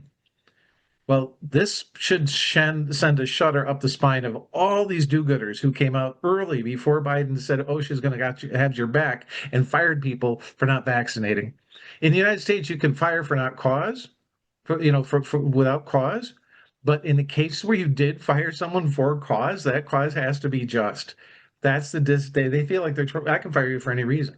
You can't retrospect after you issue the memo, your pink slip, because you didn't vaccinate, you're fired. Or if you say it to a person's face, you can't then retroactively go back and say, oh, no, I did it without cause. So I said at the time, these people are putting their companies at risk because the people that they're firing will come back and own the company easily with the damages for lost wages and emotional stress and lost, relationships with coworkers and so on. So unless you're ready to do, to do the bidding of the bad guys at HHS who have lied to you about COVID. Next time HHS comes along and says you have to do this to your workers or your students, or if your local HHS, if your state comes in and says, hey, we're going to mandate vaccines in spite of what ACIP is saying, you better take a moment and look them square in the eye and start asking questions, because that's your kid, and they're depending on you to back them up. Don't let the government take over that relationship. Don't let the government assume the role of a parent. It's a bad idea. And in some cases, the mandates were, for instance, colleges were mandating the COVID vaccine for students. Um, and it looks as if it was more of a carrot than a stick. They were getting kickbacks for, 80% vaccination rate and so forth. And so now, if they discover that they could be sued now for mandating, one of their students was injured and they could be sued, they're held liable. Hopefully those kinds of cases will go forward. And I wanted to say something too. I had a note here about, how do we, wave a magic wand and change everything and get all the policy changes that we want. Sometimes you have to go toward the root of the problem, which is the ability for a president or HHS secretary to call an emergency, state of emergency. In which case the Constitution is thrown out the window, and civil liberties are not respected. So maybe that's the root of the problem. Just that ability to call an emergency ever should be taken off the table. And then we don't have to worry about a new HHS secretary coming in and undoing a lot of things that Bobby has done. A lot of things get done in the name of an emergency because we have to do it this way. We have to act fast. We don't know what's going to help. We just, that fear that is always creates an atmosphere in which bad decisions will be made. Well, Ricky, did you ever take wood shop and machine shop? Yeah, yep. So can you imagine having a job in a wood shop or machine shop, some production facility, and the phone rings and it's your boss and he says, I've got 150 orders that are going to be dropped off. You guys have to process this. And the first thing you do is you take all the safety guards off all the machines, right? Right? It's emergency. We have to do this fast. We're going to take all the safety guards off. To hell with people's fingers and arms and legs. This is what the mentality is for some of these people, because they're hack amateurs or because they're just trying to get it done as fast as they can before somebody notices. And I think that's it. So when they wanted to shift so many shifty things through. But we also saw the way that they demonized ivermectin, hydroxychloroquine, anything that was a alternative possible, I shouldn't say solution, but something else that some doctors were having some success with. They purposely demonized it for that emergency authorization. And again, it's the same script. After 9/11, what do they talk about? Terrorists. Oh, we have anthrax in our mail. We have terrorists who want to, bomb everything and whatnot. So people, when they're in a state of panic, they want that panic to go away. They just want to feel safe. So then Big Brother goes, hey, if we invade these countries that have nothing to do with September 11th, Afghanistan and Iraq, we'll be okay, and we'll be safe again, and we'll fight terrorism. And people are like, okay, yeah, I'm not thinking logically, I'm thinking emotionally. I'm afraid. So if they say this will fix the problem, then go ahead and do it, and you have our support. And the same thing happened with the vaccines. They scared the crap out of people. They showed you initially videos of people dying in China, like piles of bodies, on top of one another, people dying in the street, which nobody ever justified or was ever accountable for sharing these videos that nobody knew the origins of. And they showed these counters that were, COVID deaths, and then they just became COVID cases, which is like, what the hell is a case? I mean, the majority of people that we knew that had it, that test positive, seemed okay. And I mean, the flu that was going around this winter seemed to kick everybody's ass a lot more than COVID did. And yet, that hysteria of seeing that counter go up and up and up and up and seeing these huge numbers, just scared people into saying like, okay, I'll do whatever it takes just to get my life back. And people who hated their jobs, hated being locked down so much that they're like, you know what, I want to go back to work even though I hate my job because you've made my life a hell.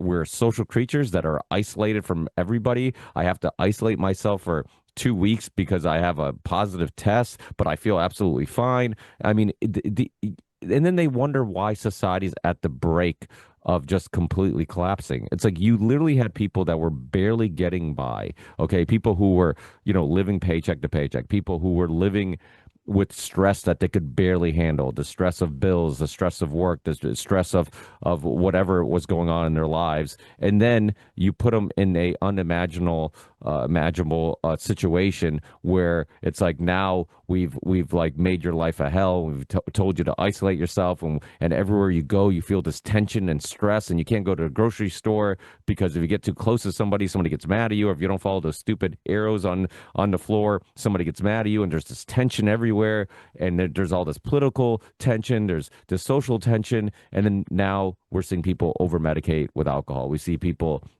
violence go up. We see all these things happening. And these were all the things we talked about during COVID that were like, hey, the solutions are way worse than the thing you're trying to prevent in the first place. And it's going to have the long COVID is not something you got from COVID. Long COVID is the hysteria and the psychological warfare they placed on the public that now we're seeing the symptoms of. And that's what people should be mad about. And I know everybody has COVID fatigue. I talked about it for quite a few years where the majority of my shows were COVID. And I know people were happy to kind of move on to other topics again.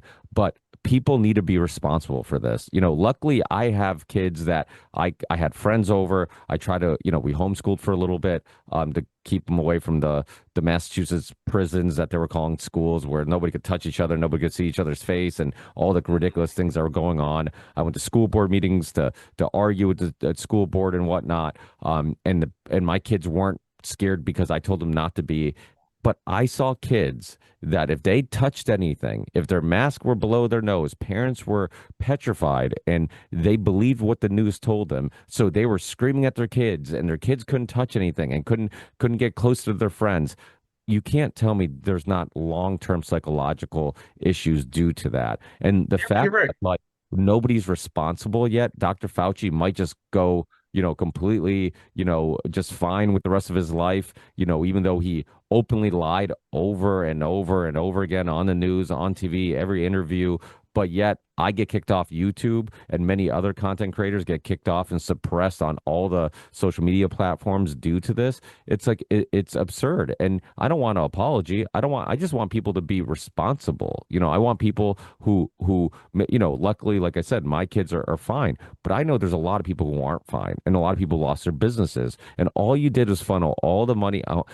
Just talking about this is bringing up I feel like I'm having a flashback of all Giving you some PTSD. I'm like, Yeah. my PTSD's kicking in. Well, listen, the fact that your population said let's not talk about it so much is an indication that they were, very traumatized by it, and it's worth revisiting from time to time. Imagine if Trump had not won the White House, what that HHS would be doing, what Kamala would be funding. They would be funding all the studies that show that COVID causes all of the sequelae associated with all the psychotrauma that you just mentioned. There would be vindication and validation that we were crazy, Bobby was crazy, Fauci was right. Look at this virus, what it does to the psychological makeup of our children. No mention of masking, no mention of growing up, not being able to see your teacher's face, mouth, no mention of the trauma of being scared by grandma, being afraid of your own grandmother, being afraid of killing your own grandmother. I mean, all based on false positives, and the truth is now coming out completely. And it's not over because elements like those that put this in play in society are still there. It's part of human nature. I hate to say it, but it's part of human nature. There is no perfect government system because every government system can be cheated, and there are cheaters among humans. They will find a way, right? I mean, you can take Karl Marx and stroke your beard and go, wow, what a beautiful utopia. But right around the corner, once they have the power, there's somebody that's got a bigger gun, and they say, sorry, that was mine. Okay, so we have a bully that's going to usurp an entire, like, beautiful idea and enslave 100 million people, 300 million people. No, it's not going to happen in America. That can't happen here. Don't fool yourself. I had an English teacher, I think it was my fifth grade English teacher, and I was really interested in World War II and Germany and what had happened there. And she just quietly said to me one day, she said, "You're going to hear people say that it can't happen here, but don't kid yourself. Anything can happen." So our vigilance, not wanting to talk about it, PTSD and all the rest, that's sequelae from the gaslighting, the stress and the trauma. You got to get over it, folks. We have to remain vigilant. You have to participate in your own governance. It's your responsibility to know enough to be able to speak truth to power, which is the original reason why I created IPAK-EDU in 2020. I realized that people across the United States are going to have to go up to the microphone in public health settings, in meetings, and say things, and they damn well better get it right. Otherwise, they're going to be ridiculed, and everybody that's on their side in the room is going to be thought to be a crazy nut because they're associated with that person. Look at some misstatements and some mistakes that people made tactically in saying things into a microphone in a public meeting, and the devastating effect. It totally flips the vote in favor of the vaccinologists and the pharma. So we can't afford to let our guard down. It's a luxury to just get back to your life these days, and that's the life that we live in. I mean, there was a period of time when it was not clear that the Soviet Union wasn't going to come back. It took due diligence on the part of people to say, no, we want a more, democratic type of government. I don't have a lot of love for Putin, I'll tell you that much, right?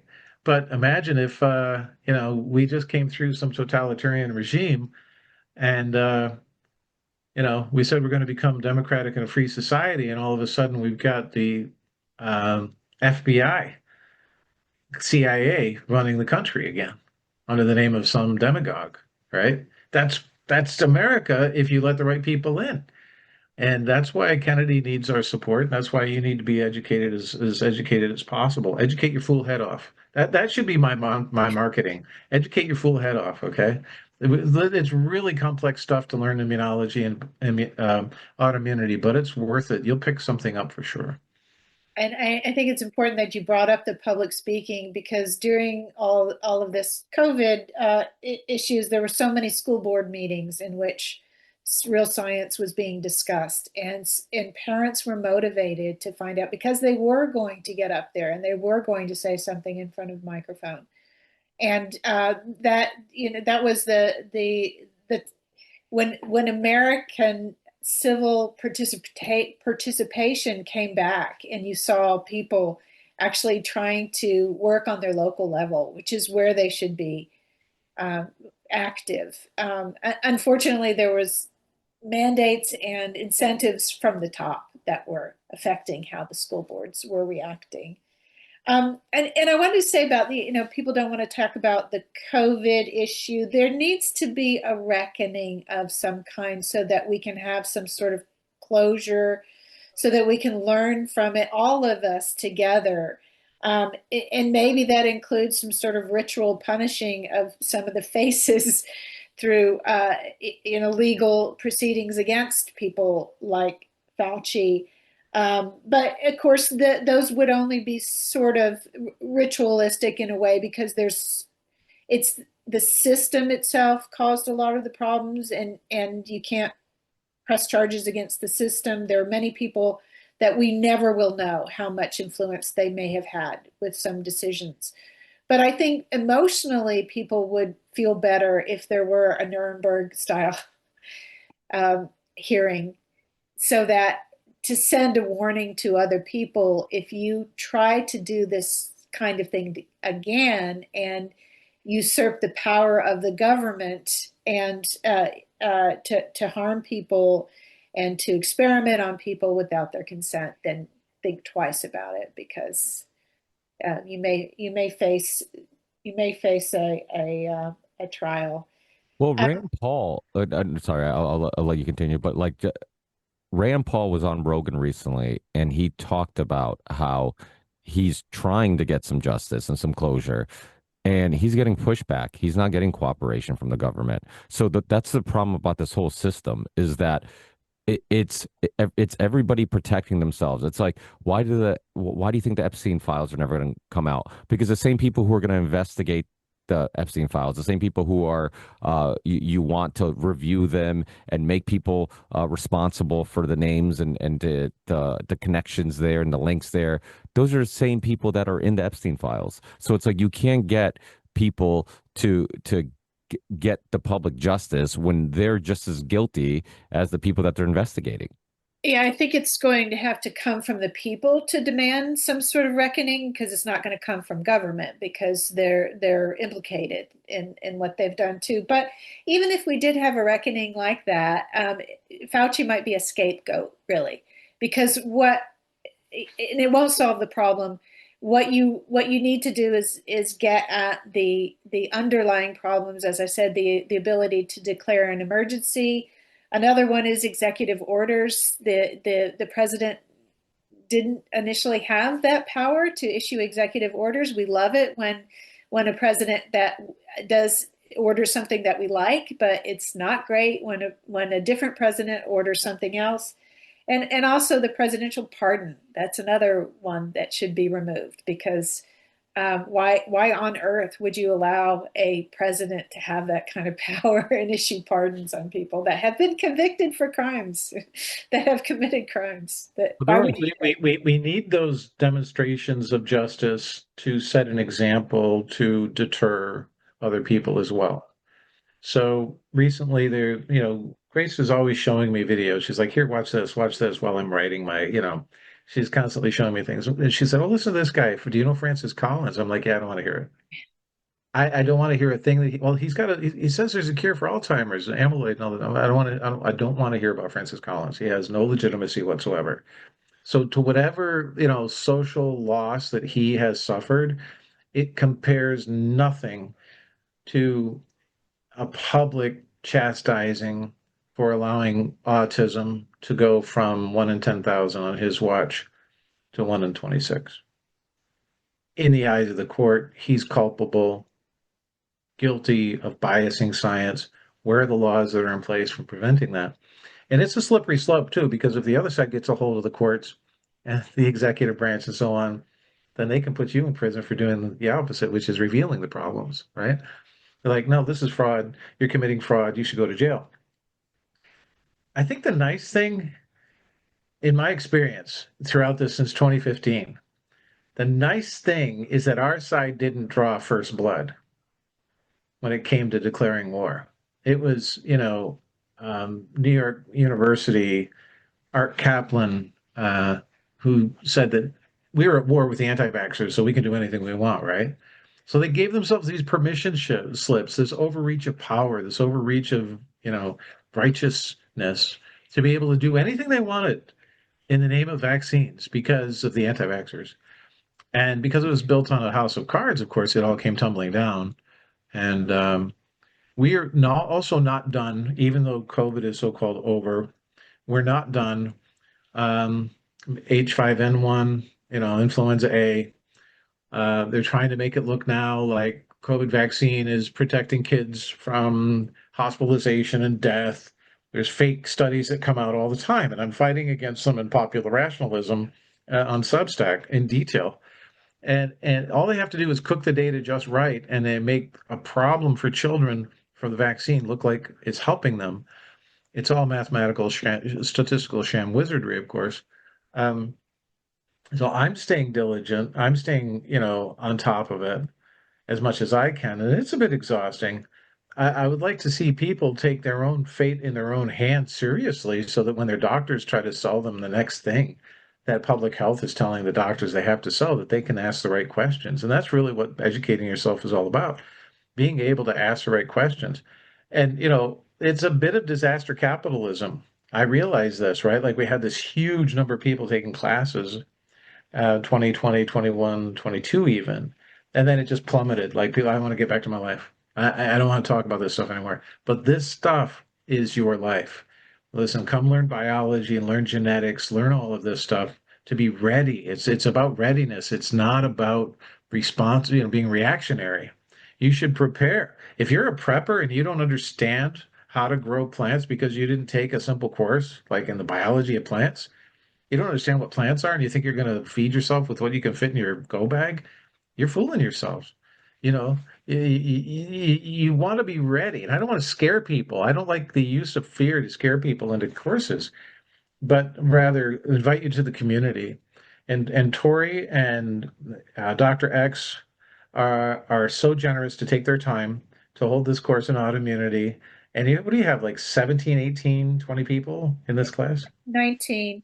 And as far as autoimmunity is still almost an emergency situation. It's still really, really probably the cause of a lot of people's discomfort and chronic illness. So that hasn't gone away. Maybe COVID's not right in our face anymore, but the experience of COVID did open a lot of people up to the idea of what is autoimmunity.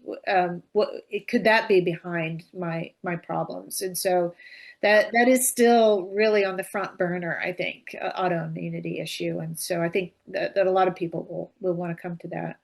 It really surprises me, all these people talking about autoimmunity from COVID, but none of them cite or seem to be aware of pathogenic priming. And yet there's a huge literature on pathogenic priming, right? I mean, it's such a powerful understanding that you're exposed to this epitope. It's similar to yours through molecular mimicry. You have autoreactive antibodies, but then on top of it, you can also have a layer where those antibodies help you attack your own, help you cause you to attack your own immune system and cause immune suppression through autoimmunity. You become immunocompromised, whether it's from the vaccine or from the virus, that's a problem. We need to understand that the number of boosters that you get, if you keep boosting against those epitopes that are in spike, if you're susceptible to autoimmunity, it'll eventually catch up to you. And, whereas with an infection, you might get it this year, you might not get it that. Your immune system's too busy working on something more serious. You know, the thing about vaccination is it causes your body to think that this is the most serious thing to pay attention to right now. And regardless of what else is going on. So you might actually have something else going on you're supposed to use your immune system to, like tissue remodeling from an injury or some other infection. So you redirect your immune system away from what's actually happening, and you end up, potentially hurting yourself that way. But 19 people is pretty respectable, and it's only $45. Is that right? It's $45. So this is a massive discount for a high quality experience like this. But like I said, the most valuable part of it is probably the community, having your voice heard, getting your questions answered. We don't give medical advice. We interpret things through a scientific lens, of course. And then Tori has a really interesting take on this because she has a selfish reason for taking this course. She's actually extremely interested in another field. I don't know if you talked about it yet at the top of the Right. hour. I haven't. I work in the field of biosemiotics, which is the study of whether the extent to which it's not just a metaphor that the body can read signs, that cells read signs and signaling. Biologists use the term signaling all the time, but often they just use that as a metaphor for some sort of chemical reaction. But in the case of autoimmunity, that is a clear example of the body misinterpreting a signal and going awry. And so I've used some examples that Dr. Jack has given when I first took this course in autoimmunity in 2023. I used those examples in some papers that I then published in Journal of Physiology and when I've spoken at various conferences and code biology and so forth. I've brought up these issues as vaccine injuries or issues with vaccines showing clearly that the body does misinterpret signs. And so that's proof that our field is legitimate. And it's kind of, I refer to it as sort of guerrilla education in that I'm bringing up these examples that I've gotten from Jack and people don't know this is from that medical freedom research.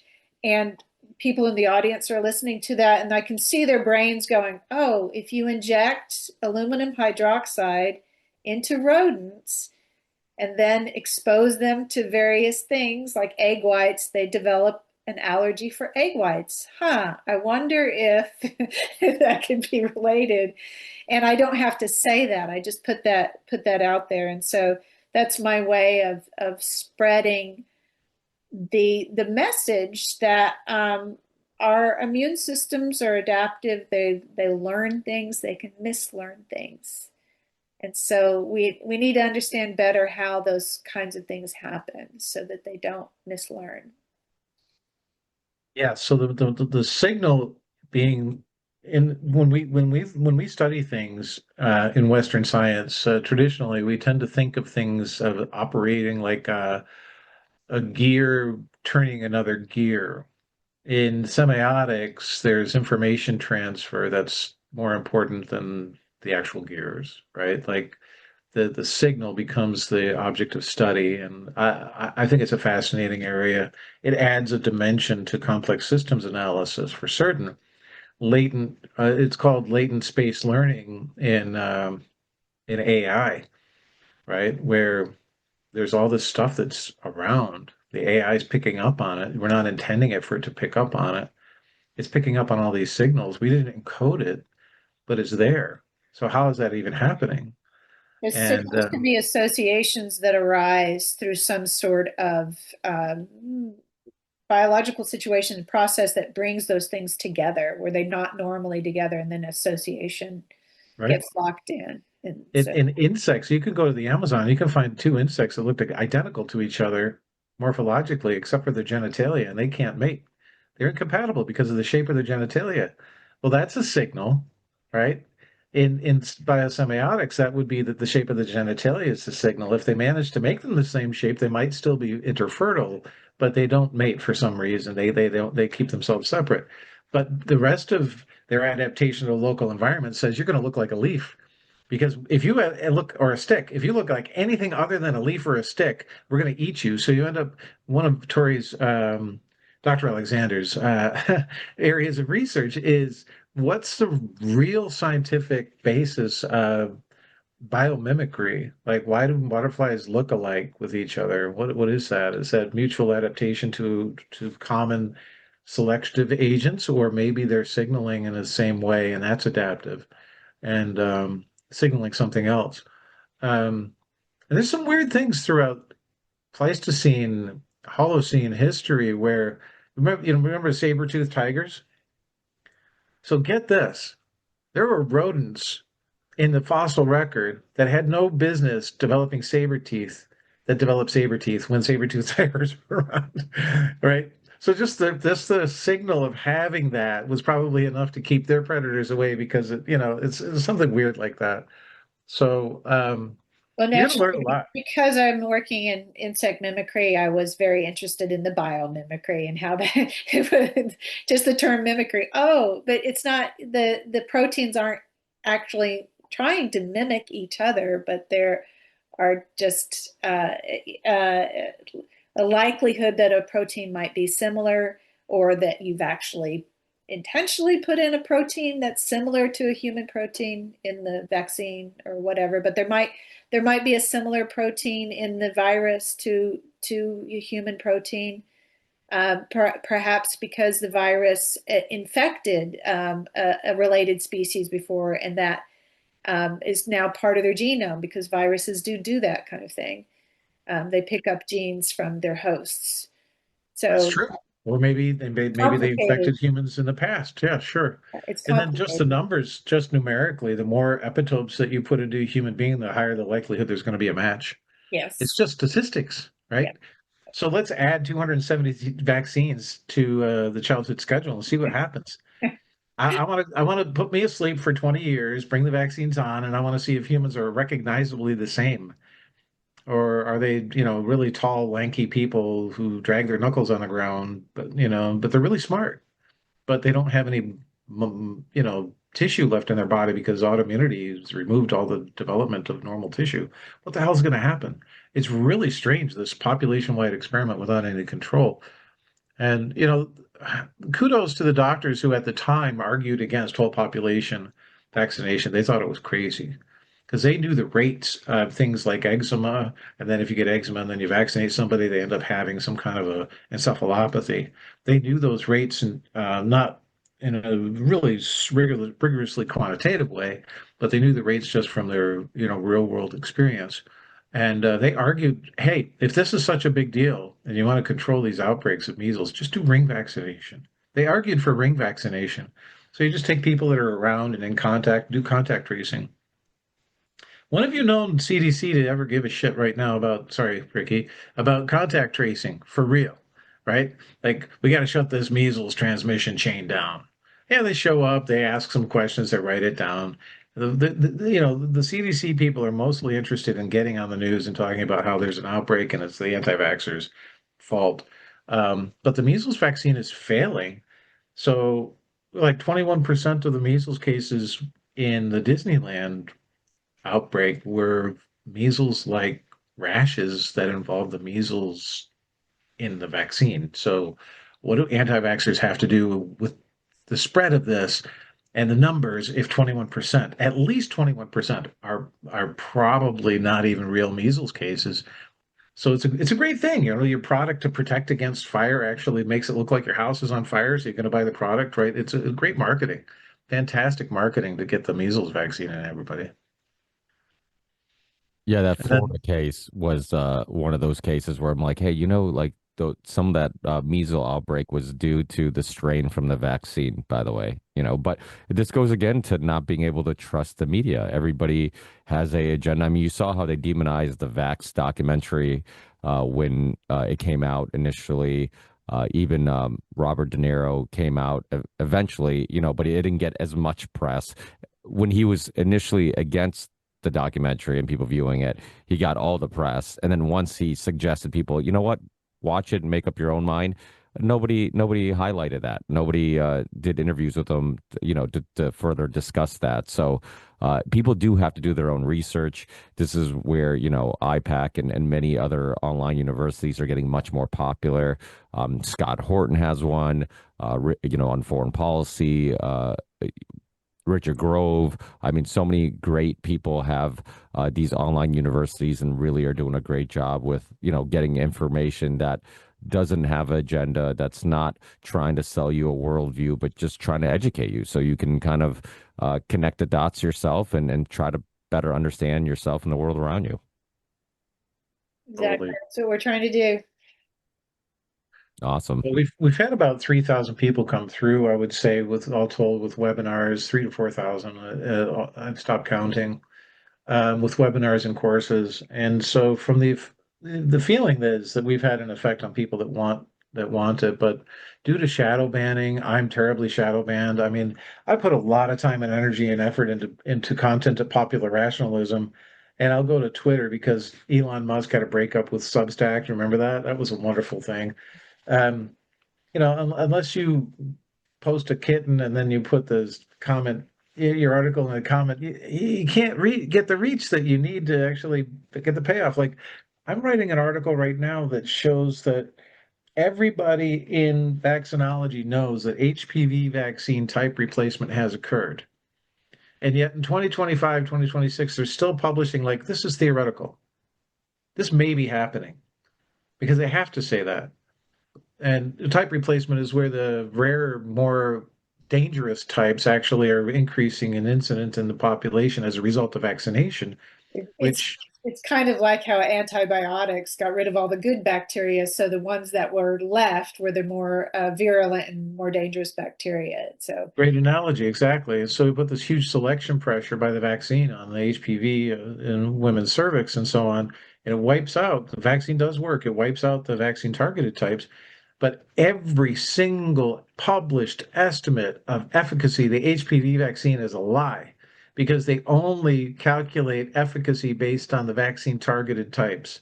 So HPV, 9 type associated cervical intraepithelial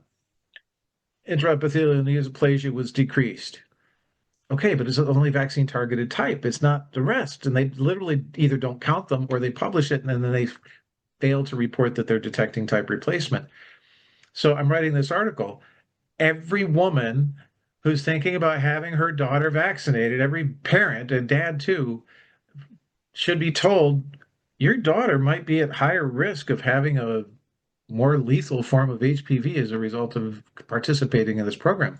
Not personally, individually, like, okay, she's protected against those HPVs over there, but the incidence of those HPVs will rise in their population for the next 10 years, and they helped cause that. They helped cause the type replacement, and the rare types are rare because they're more lethal. So what are we doing?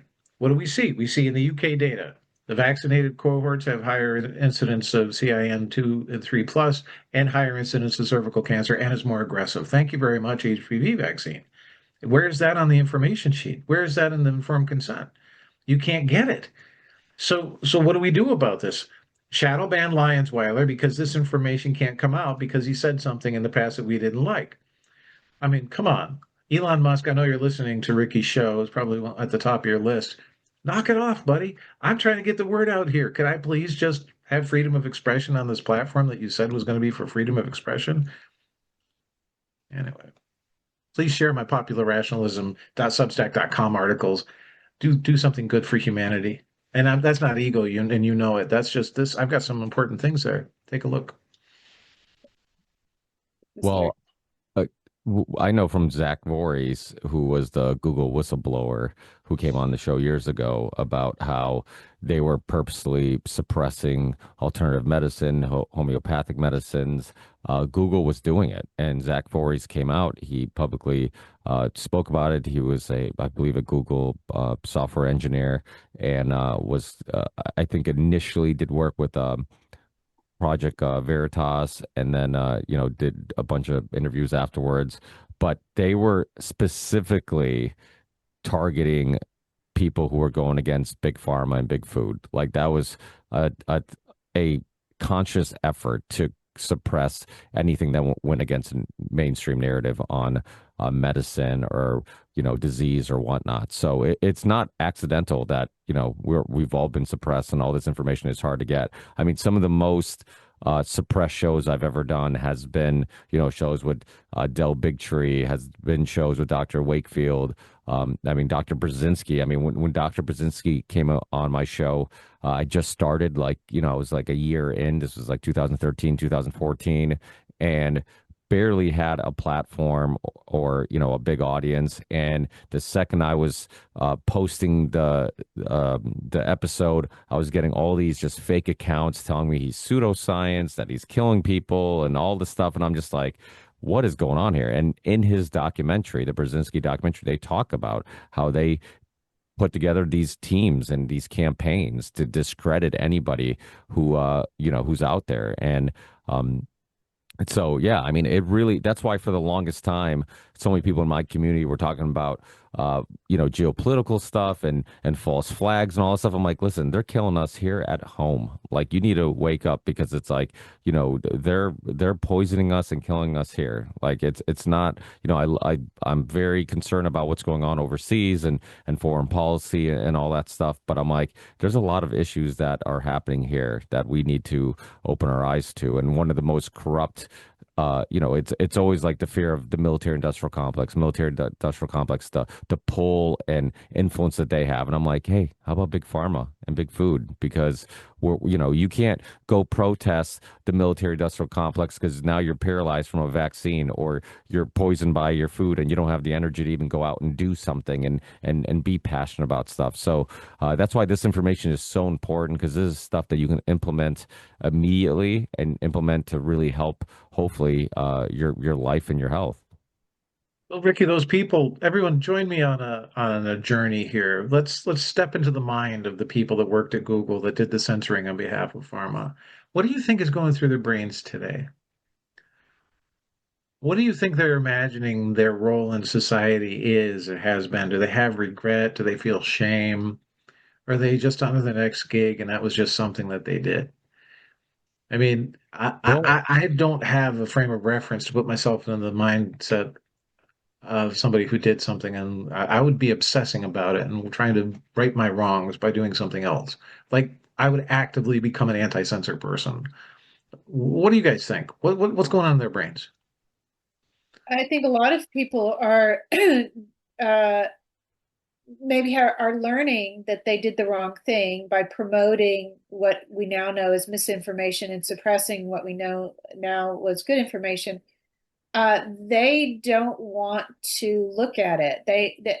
People are sort of embarrassed and they don't want to think about what they did and the decisions that they made, and so they're just going forward. I mean, that's the interpretation, the best interpretation that I can say. It's they feel stupid that they did the wrong Well, thing. they are stupid, but they, I mean, listen, They're I'm a embarrassed. rational person. I don't like calling people's names, but okay, so you learned you're stupid. Good. So you should feel stupid. But okay, I can understand that. So what are you going to do about that? What's the They're not plan? You the know? when you realize that you've done something wrong, then you've learned from it, and that's a great experience because now you know more. But some people just don't are very, very uncomfortable with the fact that they've learned something and that means that they were wrong. I, And I so, want so to I want to that's what, note too, but we still haven't answered the question. Once you feel uncomfortable, what do you do? See, that's what I like.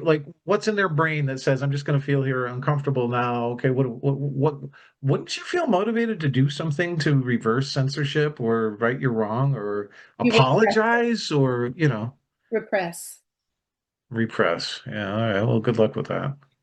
That never works out well. Helps pharma though, because you end up with high blood pressure. Right? All this guilt and shame. You got to go talk to you. Why do I feel this way? I can't trace it.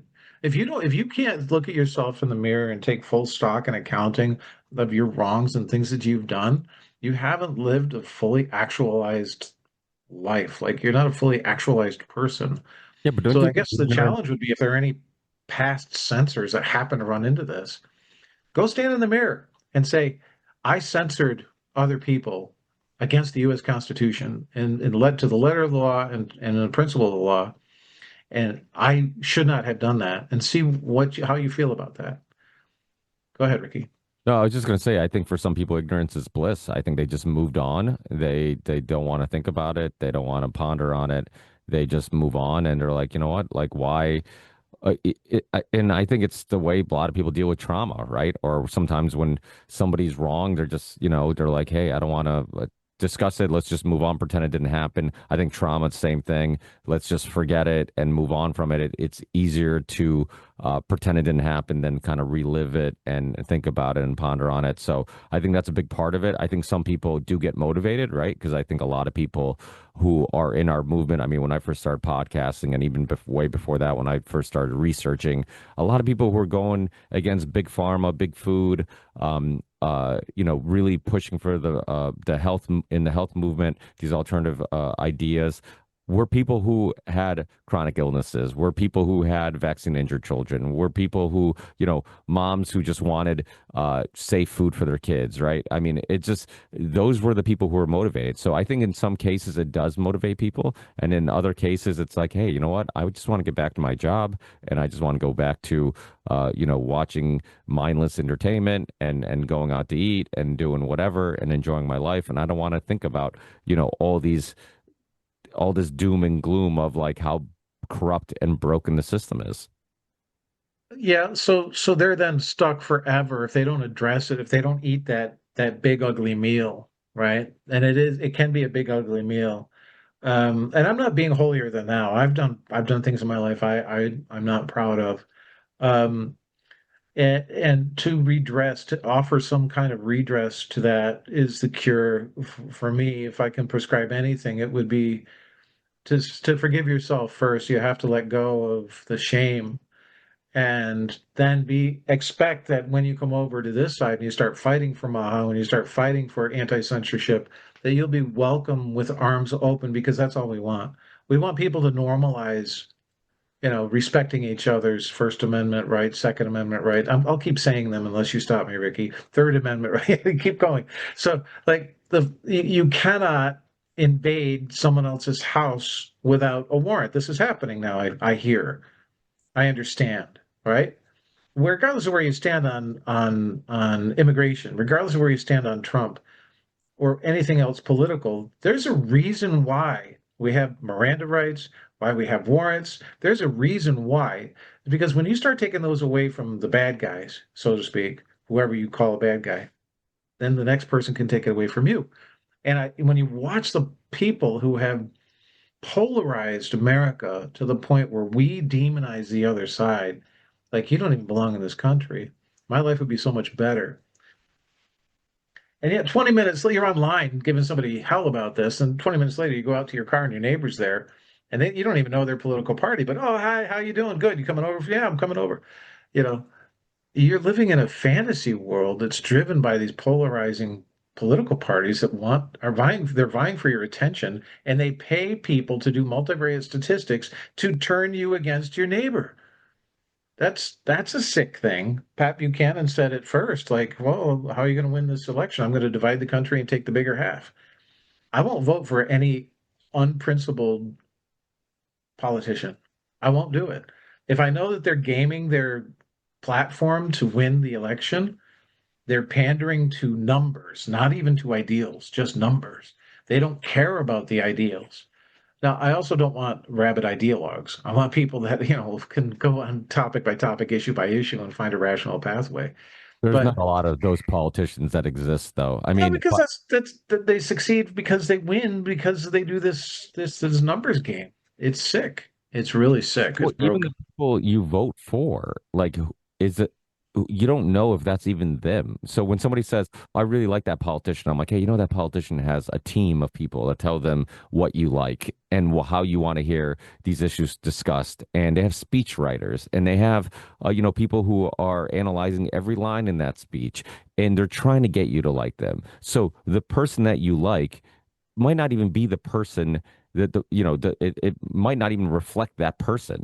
So the whole thing is just a illusion. And the worst part is that most politicians, and there have been, there's the Dennis Kuciniches, the Ron Pauls, there's the Ralph Naders, like agree with them or not agree with them, which I'm sure we all have issues with some of their views, but at least they seem to have like a worldview and a philosophy, and they seem to be at least consistent with the views. But that's like the 1% of politicians. The majority of the politicians, you get higher up the ladder because you get better not at giving people what they asked for or what they voted for, but you get better at dealing with lobbyists. Years ago I had Jack Abramoff on the show, who was one of the most powerful lobbyists in lobbying history. He had two movies about his story, Casino Jack, and one documentary and one movie with Kevin Spacey. And literally he's like, we give them the language and say put this in the bill.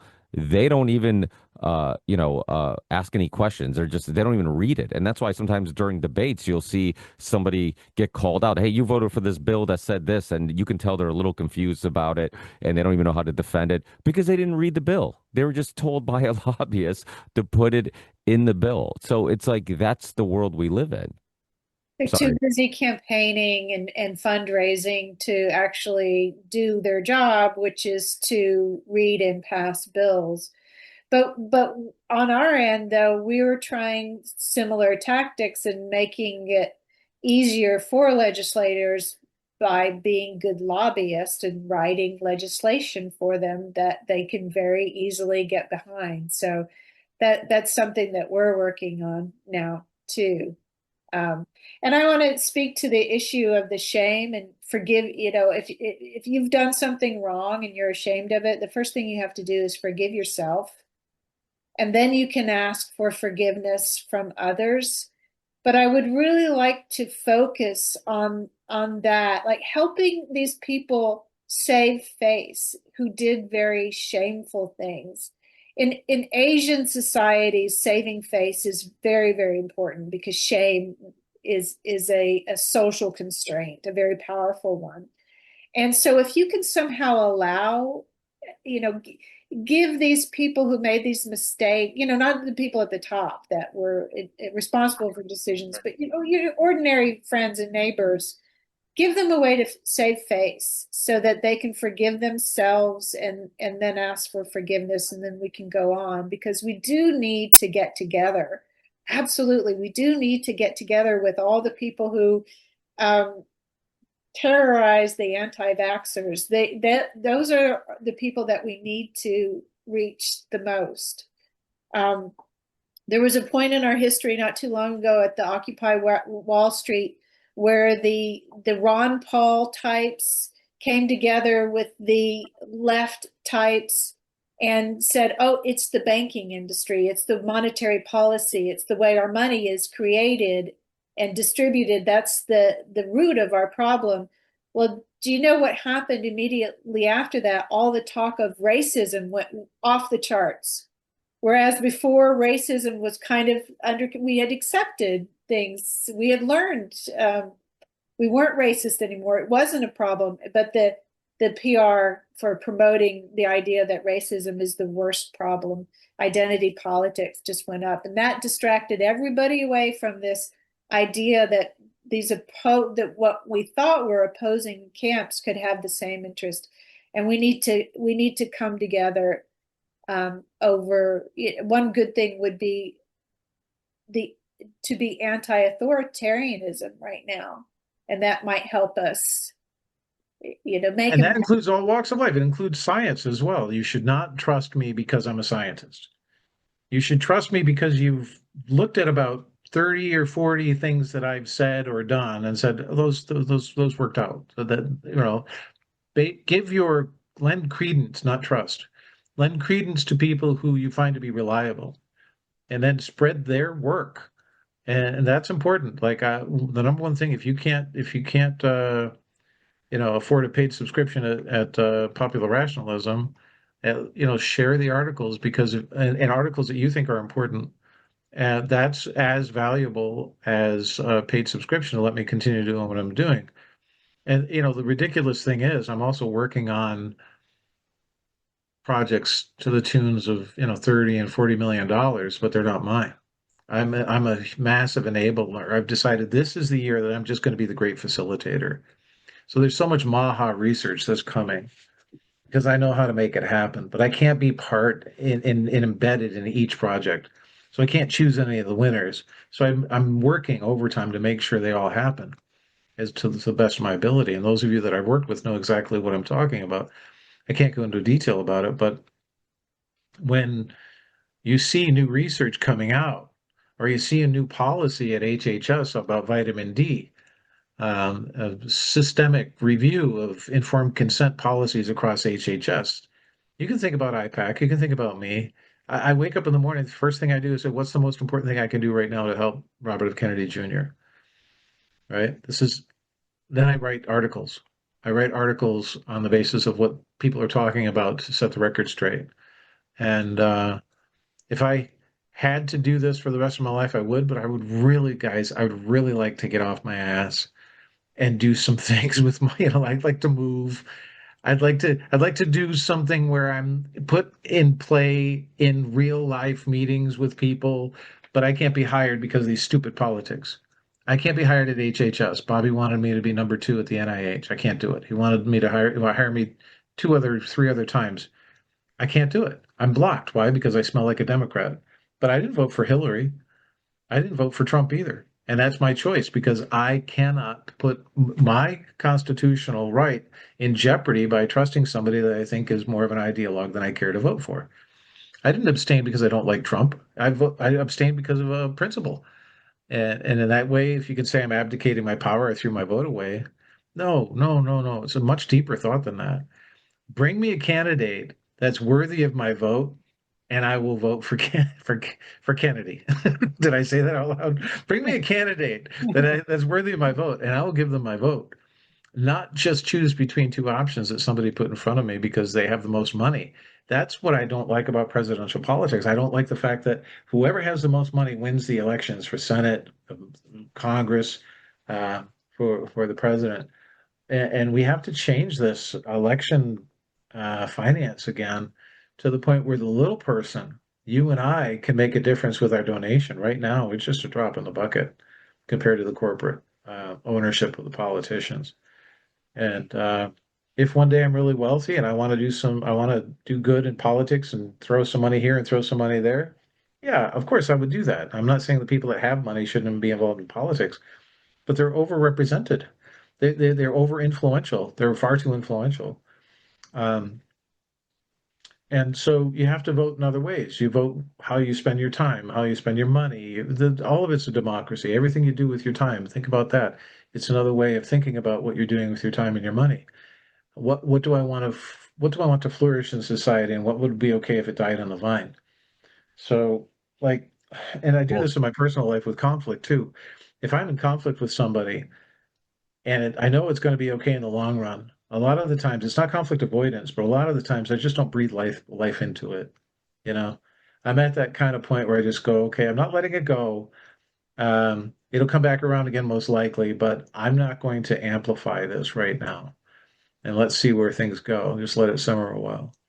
And it was worked out beautifully. There was one case where a person, wanted to jump down my throat, had nothing to do with me and anything else. And I just said to them, look, I know you're wrong. You're going to figure out you're wrong. When you figure out you're wrong, just come back to my life, no problem. It worked beautifully. It was probably the most mature and adult thing I've ever done in my life. You know, just to say, I can take your heat. It's all right. I love you. You come back when you're ready. It was kind of cool. Well, listen, coming from somebody who was talking about 9/11 many years ago and questioning vaccines many years ago, I've had a lot of confrontations with people about, my worldviews. And all I ask people to do is like, hey, I'm just willing to ask questions. And when something doesn't seem right, I have the courage to say it out loud instead of just thinking about it in my head. I have the courage to be like, yeah, I know, that's kind of what they told us, but I'm like, that doesn't make sense to me, and that doesn't make sense to me. And I know the world is run by corrupt human beings, and humans are flawed. So it's possible that things aren't what they seem. But you're right. The best way to go about it is like, hey, you know what? Like, I've stated my opinion. Like, I'll try to be as civil as possible. Let's just move on from it. There's certain people, that you just don't want to be saved, right? Like, you just save the ones who want to be saved. There's just certain people that you can't get through to, and you just have to come to terms with that. It's easier to trick somebody than convince them they've been tricked. It's hard to snap them out of it. And then also, like Dr. Alexander said, like, it's all about divide and conquer. That Occupy Wall Street example was perfect, because that's exactly what they did. They saw people coming together, and they were actually focusing their anger towards people that were actually responsible for their lives. Yet what they did was they're like, no, stop pointing the finger up at the people at the top of the pyramid. Start pointing at your neighbors. They're the ones who you really should blame. They're the ones who really, you should be angry at. And that's how they divide and conquer, keep us fighting among ourselves, while the elites and the ones who really pull the strings are laughing away, while we, talk about having a third bathroom in, some grocery store or whatever, or gender politics or whatever it may be. Not to say that these aren't issues. I'm not saying, but there's bigger issues. There's much more important things that we should be discussing. So yeah, the divide and conquer tactic has worked, has always worked, and unfortunately will probably continue to work to some sense. Yeah, I have to stop myself when I see the authoritarianism that's going on with ICE and the way that civil liberties are being violated. I have to stop myself from saying to the people who are objecting and protesting to all that, um, stop myself from saying, hey, but where were you during the vaccine mandates? Why didn't you protect civil liberties at that time? And so my tendency to say, hey, but, so I need to put that aside and and just embrace the fact that they are now speaking out against authoritarianism. So Yeah. It's kind of funny how people can kind of cherry pick the injustices that they're most concerned about, isn't it? Right? Like, I would never expect anyone to pick up my causes simply because I feel really, really passionate about them. That's not reason enough for somebody else to care about my particular cause. It's an interesting thing to find alignments with people on the exact same topic when it comes to things like amendment rights, but be diametrically opposed when it comes to which parties should benefit from those rights and which ways. It's a really interesting dynamic, and there's no solution to it other than the truth. I think in will out eventually. Uh, It's not through faith in the judicial process, but you can bet that there's going to be a judge somewhere that says, this is totally unconstitutional what you're doing. Then there's going to be somebody that argues, well, wait a minute, they're illegal immigrants. What does the Constitution have to do with them? And that's where the humanity of America has to come out. The humanity of America that says, not in a way that involves hegemony, but we would extend basic human rights to everybody. And we believe that our Constitution is founded on fundamental and basic human rights, God-given rights, so to speak. And so who am I, just because I was born here, to not want to extend and share those rights with somebody who is temporarily here on their way out as they're being exited? They should be treated with respect. They're human beings. They should be treated with, the dignity and respect that they're not thrown in cattle cars, and, that they understand what's happening to them, and just they have food It's and water and clothing, and they're not similar to raped and, things like that. the First Amendment, free speech rights. You protect even that speech that you don't like. If we don't protect every human on the street from the papers, please, then our citizens' rights are violated too, because anybody can be stopped and asked to prove that you're a citizen. So in protecting citizens, we also protect people who are not citizens, and you have to go through a legal procedure in order to deport people who don't have the right paperwork. But you can't Absolutely. violate their In World War II, we treated our prisoners of war much better than they expected to be treated, in many cases, much better than they were treated by their own governments at home, while they were in the army or except the whatever. Japanese who got put in. Except for the Japanese, yeah. Yeah, that was a little oversight on my part, and I apologize. But, you And know, Japanese that were living in America at the time. And Yeah, and yeah, then yeah. later their descendants got compensation. Yeah, but imagine, you're a German prisoner of war, and you come here and you're given 3 square meals a day. You're given clean food, clean water, fresh clothes, and you're given better food, higher quality food than you were fed when you were in the army, even in, on the bases, and not just in the field. And you wonder, is everything I understand about the world backwards? Who are these Americans? Why are they doing this to me? Is this some kind of psyop? To use modern language, are they running one on me? And a lot of those prisoners of war went home with stories about America being the greatest thing because we showed our humanity. It cost nothing to be kind. That's the lesson that our children have to learn. It costs you everything to be cruel and inhumane. It costs the person who's the persecutor everything. You I lose your think humanity. one of the problems now, and I think this is going to be it's going to continue to be a problem, is that we're trending in a direction where kids are less social than ever. Kids are more depressed than ever. Kids are not getting married and having girlfriends. People are not buying houses, so they're not invested in their community. They don't feel like they belong anywhere. They don't feel like they're a part of anything. And it's harder to just go to work, save some money, and eventually buy a house or a car or all these things that were kind of milestones in people's lives, or save enough to feel comfortable starting a family or whatnot. And so we're at a point where the young kids who look up to Andrew Tate and others, their anger is there because of the problems. It's because they have nowhere to go. They feel like the system's rigged. They feel like their raises are not keeping up with inflation. They can never catch up with inflation. And again, speaking of Elon Musk, like, and when you talk about AI taking away jobs, obviously it's going to create some too, but it's going to take away way more jobs than it's going to create. And then you look at just the whole market changing, the direction that the world's going. We're getting to a point where universal basic income might not just be something that's discussed as a option, but it's going to maybe be a necessity, which also leads to other issues like more government overreach, more control to the government. Because now it's like, hey, if you don't get that COVID vaccine, how about we, we cut off your money, so there's all these bigger issues that are right around the corner. And I see with the younger generations, like I'm a bit afraid and not so optimistic. Yeah, Wow, absolutely.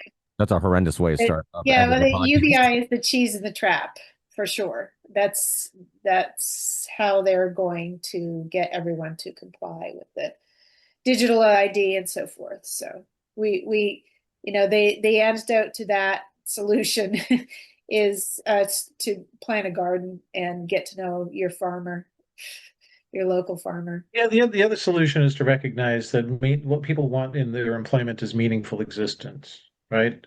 And that, I hate this expression, but it is a social construct. What do we value? If you're taught that, cleaning a toilet is the most valuable thing in society, and you're given accolades for being the person, wow, thank you, I can use the bathroom now. That's really nice of you. It means something more to you than just feeling like it's your drudgery everyday work. And so how do we define meaningful existence when, like, I refuse to use self-checkouts almost 99% of the time.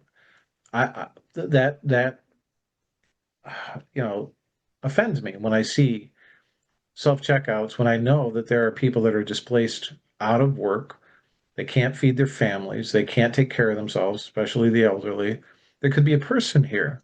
So what am I saving? A few pennies in my groceries, or is the company just making more money? I think the company's just making more money. So, and I'm proud to say that in many cases in Michigan, you'll go to, Kroger, you go to a grocery store, and you'll see self-checkouts widely open, and then everybody's in line for the two people that are working the work lines. You have to think, even though we live in these megalopolises, we live in the suburbs and so on, you have to think small town.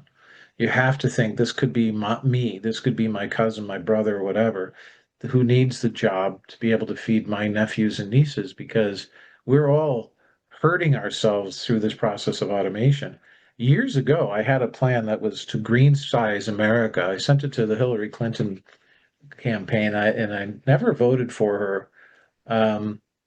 Because of the way she voted to continue the war in Iraq. That's where she lost me. Almost everybody lost me on that, except for Obama. He voted to end it after the intelligence came out that, the Nigerian memo was fake for the enriched uranium.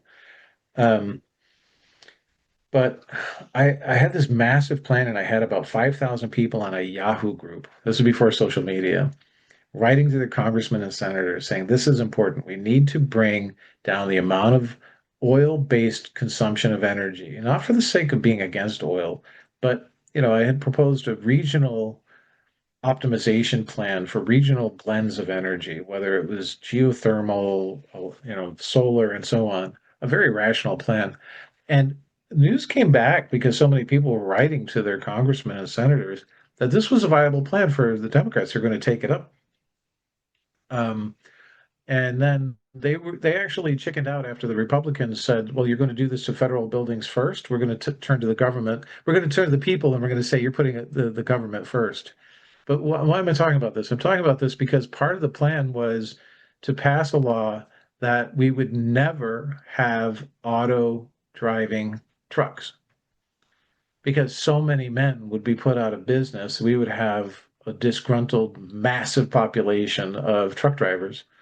A huge number of men at the time, and still now, make their living, and women, I suppose, but more so men, make their living driving semis.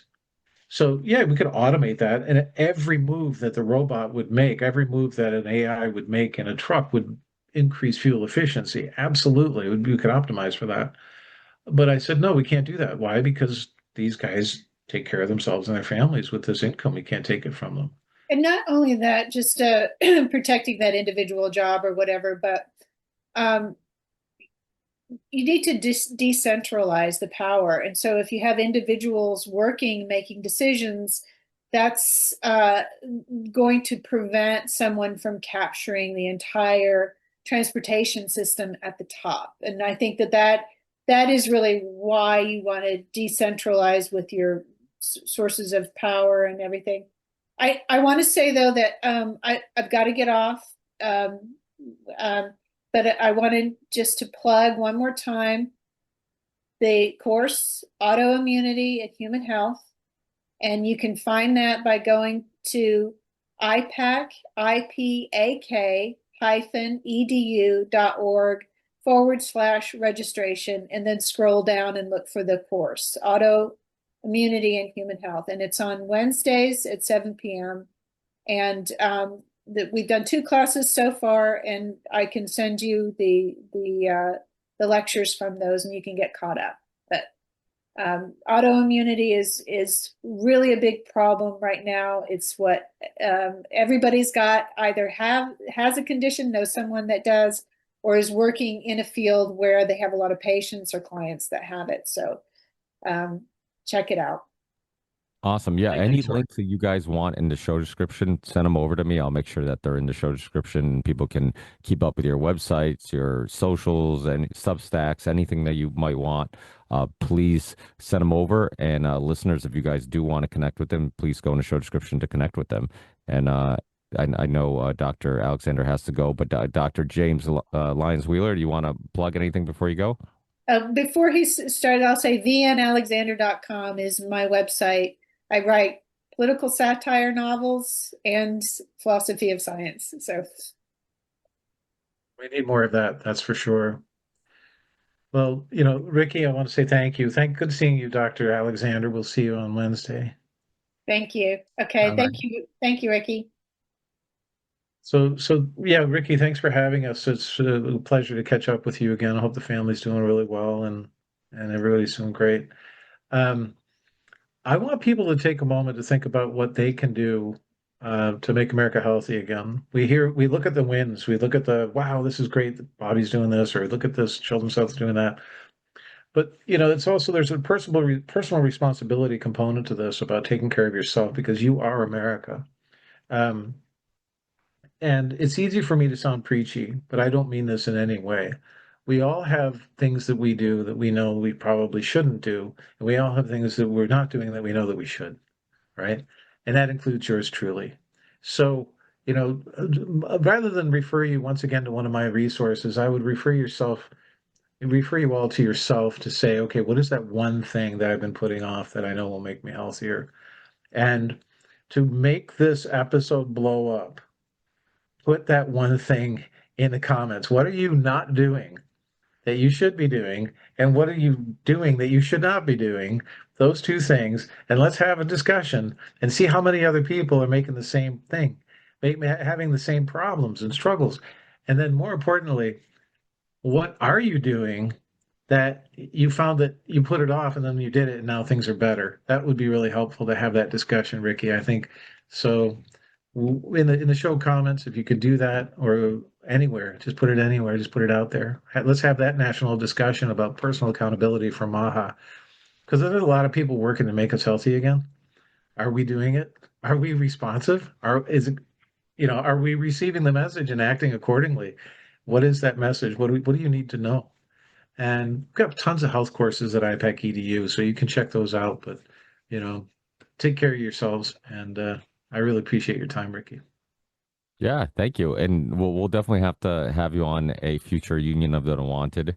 Also, I believe we might be doing one Monday the 26th, so I'll keep you updated on that. If that's the case, then I'll send you the invite. Hopefully you can make it. It's always fun to include you in those roundtable discussions. And I think what you're asking people to do is a little bit of self-reflection, which is definitely necessary and important. And, just in all aspects of life, it can improve it by just looking in the mirror and really being honest about what we can do to better improve ourselves and the world around us. So thank you so much for that. And I'll put links to everything in the show description. I'll also send you links to the show once it's up and live. I hope to have it up hopefully early next week. And then I'm sure we'll talk again soon. It's Friday, so enjoy your Friday. Have a drink. Let's enjoy some of the simple things in life, because the problem with sometimes being so deep in these topics is that you forget to kind of put your feet up and just enjoy the simple things and be grateful for all the things we do have. And we spend a lot of time talking about the things we don't have and things we would like to fix or make better, but sometimes it can get dark and gloomy if you stay in that in that mindset for too long. So, detaching from all this is also important for mental health. It is. It really is. I'll share. I'll be the first to share. So I need to go to the gym on a regular basis, and I'm woefully awful and atrocious at following through. So if I don't go to the gym, I have floor exercises, and I've been really bad about doing my floor exercises.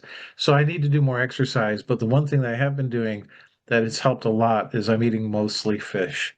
That has helped me. I've chose my protein. Again, I don't want to do too much red meat for my own reasons.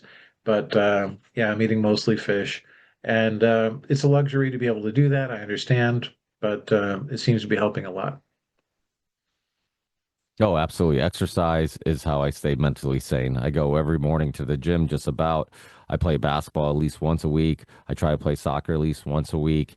And so I'm just constantly, I just feel better when I get that energy out, any built up frustration that you might not even know is there. You can get it out, and then you just feel like a happier, better person. And, exercise is a huge important part of our evolution. Only in modern times can we live in a world where we don't require movement to stay alive. We can just be at a computer, we can order takeout, watch Netflix, never leave the couch, and I'm not sure that's the healthiest, happiest, best way of living. So, doing a little bit of exercise, and I see it all the time. I mean, I'm a gym rat. I'm 40 years old. I've been going to the gym since I was a teenager. I could probably count on one hand how many weeks in my life, full weeks that I haven't gone to the gym at least once. It's probably, a handful of times that's happened. And you to have a lot of discussions with people, and you realize as they get older, and people who are even twice my age who go to my gym, they're not going there because they want a six pack for the beach in the summer. They're going there for mental health. They're going there to get some energy out, to feel better physically and mentally. But that mental part is really becomes much more important as you get older. Yeah, absolutely. Well, you've given me some inspiration. Maybe I can stop driving myself crazy with trying to fix the world through my keyboard, and you know, go hit the gym. So thank you, Ricky. We'll talk again soon. Hey, thanks, Dr. Jack. Enjoy your weekend. Have a good one. Thanks. You too. Bye.